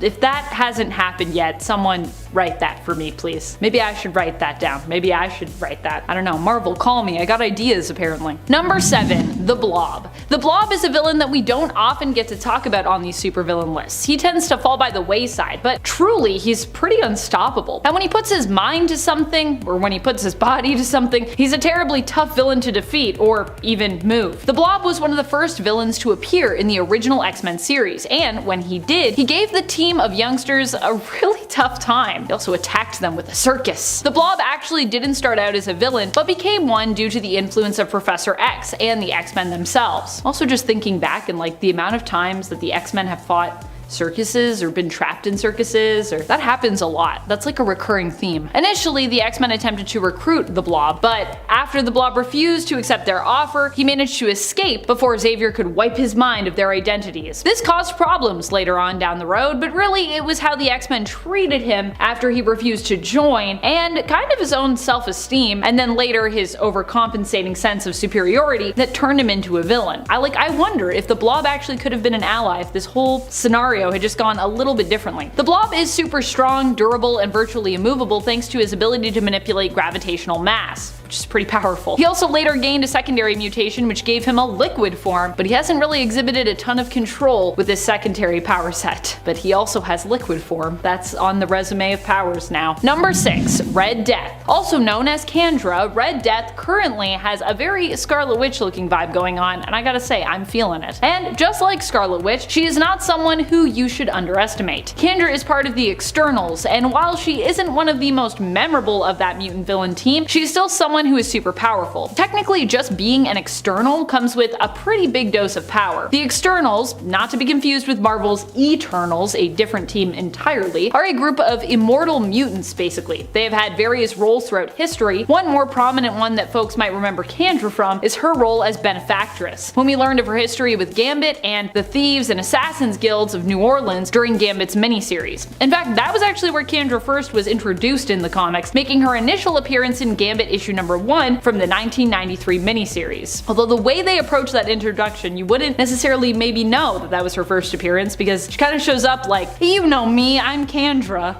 And I'm like, do we know you? Who are you? But it's alright, she's pretty powerful. Number 5, Moira X. Moira was at one point powerful enough to have almost successfully wiped out all mutants. If it weren't for Mystique and Destiny, she would have succeeded. Even though she claimed during that past life that she only intended to create a cure to offer it to those who wanted it, Destiny knew that any mutant cure would essentially become weaponized and then forced on mutants, regardless of their own wants and desires. For those who haven't been reading along recently with the events of the current X-Men line of comics, it was revealed that Moira herself was actually a mutant whose powers were basically reincarnation in her own form. Basically, she dies and then she comes back to life as like a baby and lives her life again. But when Moira dies, she ends up being reborn as herself, but with all the memories of that past life. As such, Moira wasn't just a dangerous potential villain for the X-Men, but kind of the whole of 616, which also seems to be tied to Moira's current life, which I believe is her 10th life. Pretty crazy stuff. Moira is no longer a mutant after being cured in the 2021 Inferno series when Mystique shot her with the gun of Forge's design, which basically turns mutants into humans. But she still is a dangerous woman with a lot of information. And it was heavily implied that the creation of Krakoa was kind of all about eventually ridding the world of mutants over time, with Krakoa being like their last hurrah in terms of Moira's plan. Time will tell if Moira becomes more villainous, but I wouldn't be surprised if she did, just based on where she was heading in this story. And when or if that does happen, you better watch out.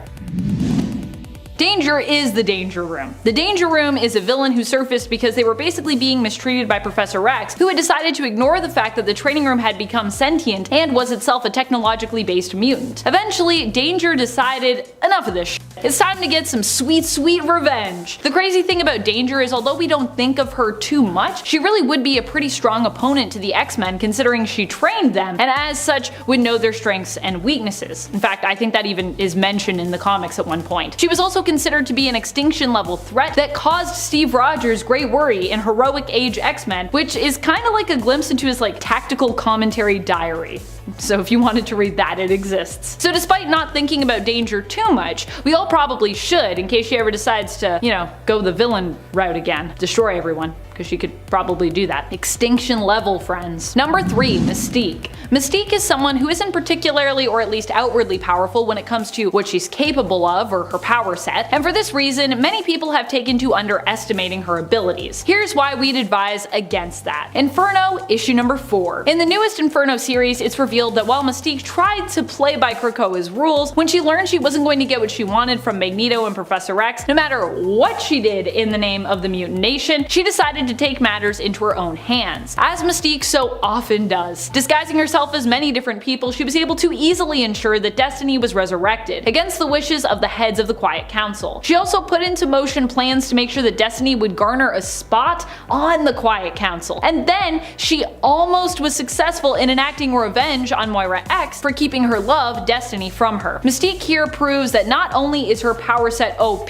but really that her mind and sense of cunning is what makes her so dangerous, and definitely not someone to be underestimated. Number 2, Destiny. Destiny has to be one of the most underestimated villains in recent years in comics. We have seen her resurface as a considerably dangerous villain in the current X books, and I'm personally loving it. Destiny was dead for quite a few years and actually got to mostly stay dead for much of them. Her mutant power allows her to see potential futures. She can see things that might come to pass, and it seems as though the more likely the future becomes, the clearer her vision of it is. She can also see more immediate futures when in the middle of a conflict. It was because of this power and Moira's personal grudge against and fear of Destiny that she remained unresurrected. But something you really shouldn't underestimate when it comes to Destiny is the power of love. Mystique was already told by Destiny before her death that if there came a time when mutants could be resurrected and they refused to bring her back, that Mystique should basically burn this new world to the ground. And Mystique's love of Destiny gave her the motivation to basically bring Krakoa to its knees with her machinations to not only return Destiny, but also put her in a position of power. Precogs and love are a powerful mix. Number 1, Madeline Pryor. Of course, I have to include the Goblin Queen. Madeline Pryor is a woman who seems to easily be forgotten and shelved, which is surprising considering how great of a threat she posed in the original Inferno event. Currently in the comics, Madeline Pryor is making a comeback, returning at the end of the Hellion series after being killed as part of the comic's first arc. The Madeline Pryor that was killed was definitely feeling pretty evil and threatened to destroy the entire Hellions team before they even started. The returning Madeline, who has been resurrected by the Five, is at least putting on appearances that she's more level-headed, but in reality it seems the dark side of her still bubbles just beneath. Madeline Pryor has threatened the entire world with her dark rituals and demon pacts before, and she's a clone of Jean, so although she often gets forgotten and downplayed, she really shouldn't be considering just how dangerous and powerful she is, because Jean is also that and Maddie is also that too.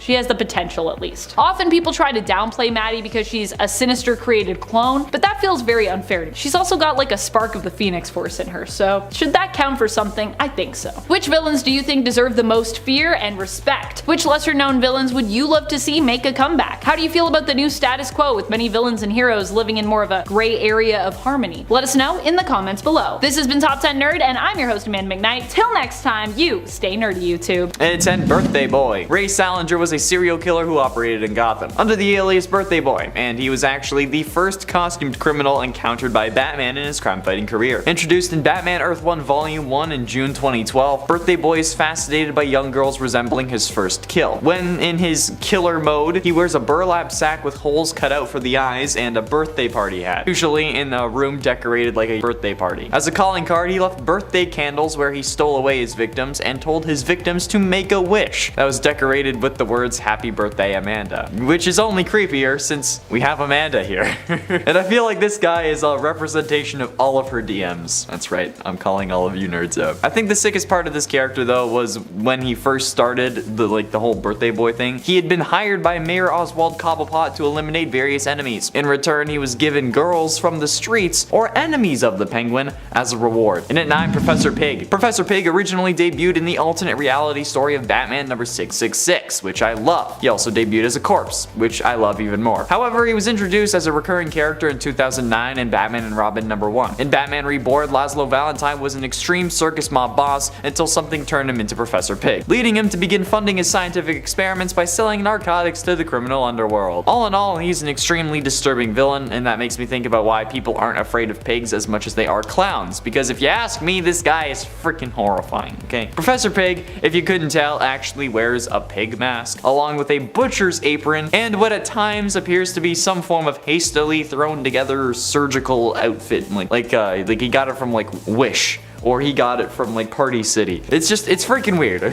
Also ends up brainwashing and controlling various people who he calls his Dolotrons. Like, I don't know what else there is to do other than just run away, so I'm gonna move on now. Although next time I have a pet pig in Minecraft, I know what I'm naming him. And it ain't Bootface. Okay, this guy's origin is the reason I wanted to talk about him. This guy's origin was simply him getting kicked in the face by Batman, and that's it, I'm not even kidding. Bootface was a thug working for Terminus. He got his name because of a boot imprint embedded into his face, which, like I said, is from Batman. Bootface first appeared in Batman and Robin Volume 2, number 10 from 2012, and honestly, it's one of the most interesting origins I've ever seen. And I mean this completely seriously. Everyone else has like a parent die, or was living in poverty, or was being abused. This dude just got kicked in the face and got so mad about it he became a supervillain. Even if he wasn't really like a good person beforehand, I mean, like, he was a thug and basically still is, but like still, just this time he has a ridiculous name to go with it, but hey, I still love it. And a man who is fueled by pure rage because he was permanently scarred by his attacker that ends up being a superhero, that's good enough for me. That's so funny. Bootface. And it's 7, Mirror Man. Lloyd Ventures is a criminal who was detained in Gotham State Penitentiary. Using broken mirror shards, he distracts the guards long enough to escape from prison. Inspired by mirrors, I guess somehow, he becomes Mirror Man. Upon creating a machine that would enable him to see through objects, Mirror Man began targeting Batman so that he could find out his secret identity. He literally discovers Batman's identity as Bruce Wayne by using a X-ray mirror, which is freaking nuts. Like, what even is that? How is that a thing? Mirror Man actually gets sent to prison before he can reveal the identity though, but because they want conflict, of course, he manages to escape with a plan to reveal Bruce's identity to the world, only foiled when Alfred, dressed as Batman, interrupts a press conference that Bruce Wayne was hosting, instantly disproving the fact that Batman is Bruce Wayne, because you saw them both in the same room. Even though that obviously Batman has partners. I don't know why people believe that. The public should have seen through this, okay? The people in Gotham City are dumber than we thought. I mean, they had Condiment King, so I guess they are dumb. Speaking of which, in its 6th, Condiment King. The Condiment King, created by Bruce Timm and Paul Dini for Batman the Animated Series, is a villain who makes use of various condiments, sometimes capable of causing anaphylactic shock. And his weapons are literally like those like squeeze tubes for like ketchup and mustard, just on guns. It's hilarious. He's generally used as comic relief within the series, but still. He would make many condiment-based puns. For example, the big bad bat guy, I knew you'd catch up to me sooner. How I relished this meeting. You, the dynamic Dark Knight, versus me, the conceptual Condiment King. Come, Batman, let's see if you can cut the mustard. The Condiment King is seemingly killed after being betrayed and bludgeoned by the Human Flame with his own ketchup and mustard guns in the miniseries Final Crisis Aftermath run, which is a comic book, which already shows how he can actually be deadly aside from the whole like anaphylactic shock thing. And that's again not taking into account any potential allergic reactions that he can trigger or blindness. I mean, like, ketchup and mustard are very acidic and can cause some serious damage if left unchecked. It just goes right into the eyes, you know? Plus, what if you have fries and he gives you mustard, okay? The only appropriate punishment for that is death. Halfway through into number 5, Joker's daughter. Unfortunately, it's not the Joker's biological daughter. That would have been an interesting story. This is just a girl who finds Joker's face, stitches it onto hers, and then goes berserk. So honestly, it could very well be his biological daughter. The only person that I think would commit such an atrocious act is in fact the Joker, so who knows? While maybe not being as prolific or accomplished as the Joker, Joker's daughter is definitely insane enough for this list. Like, even if I'm pretty sure like a lot of people know she exists and like not many people underestimate her, but hey, look, even if one person underestimates her and they watch this video, boom, it's enough. It counts. okay? Not to mention the fact that she also went by Catgirl, Scarecrow, Riddler's daughter, Penguin's daughter, Card Queen, and Harley Quinn. Each incarnation also calling herself the respected super person's daughter, which I have to say is going to make a family reunion real awkward. But in actuality, she ended up being Dwella Dent, Two-Face's daughter, apparently, which is seemingly BS in my opinion, but we love a girl with a little flair, you know? And that flair will cause her to ruin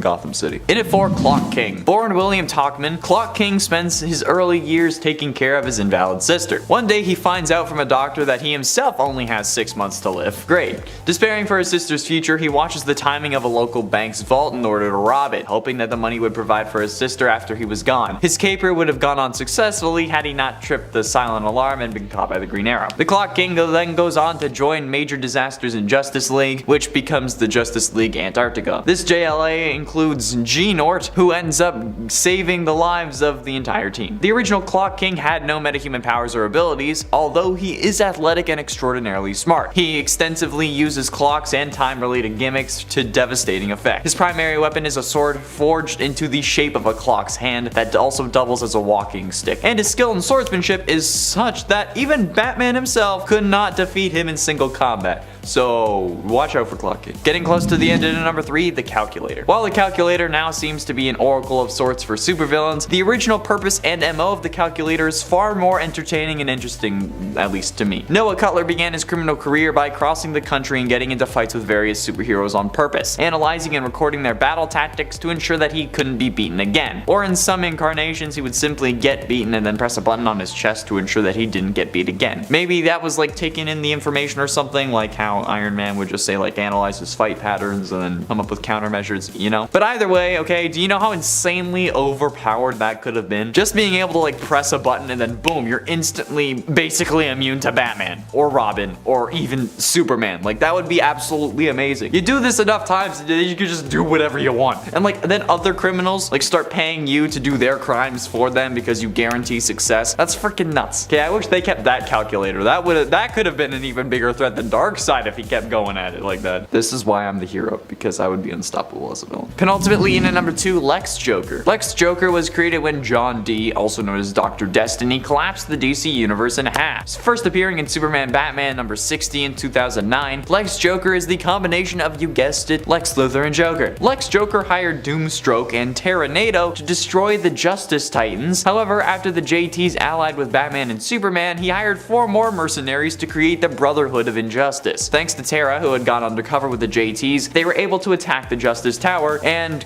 come on, let's be honest. If you have the brains of Lex Luthor and the complete insanity of the Joker, you're making one heck of an opponent. When you have 2 powerful forces in comics, at some point there's like bound to be a mashup of the 2 to create a larger, even more powerful villain. And Lex Joker is probably the scariest combination we could have gotten that wasn't like Joker and Doomsday or Joker and Darkseid. Oh god, Joker Darkseid. And finally, in at number 1, the Eraser. The Eraser was the chosen alias of Lenny Fiasco, who turned to crime after living his college days under constant mocking and taunting by his classmates. Of course, it's because, you know, that's what college is like. No, that's high school, bro. Fiasco is a professional at covering the tracks of other crimes. For a 20% cut, the Eraser will erase the evidence of another crime. And honestly, I think that it's like the only job that anyone with the name Fiasco could have. The villain's power is a special helmet designed to look like a pencil eraser, because of course it is, that can wipe off evidence, even those that would be invisible to the naked eye, which is pretty damn cool when you think about it. After Batman posed as a villain to try to capture the Eraser, the villain told Bruce that he had became a criminal because Bruce had shattered his dreams of going out with Celia Smith. I'm not even gonna get into that, okay? Bruce didn't even remember her name, which made the Eraser angry. And I think that this is probably the absolute coolest concept for a supervillain, because in all honesty, if this guy wasn't an idiot, he could have ruled the world. Like, just straight up, this guy would absolutely ruin any and all investigations and then turn the tides of trials. This guy could have ended up being just like a shadow government in himself, okay? If only he wasn't just a dumb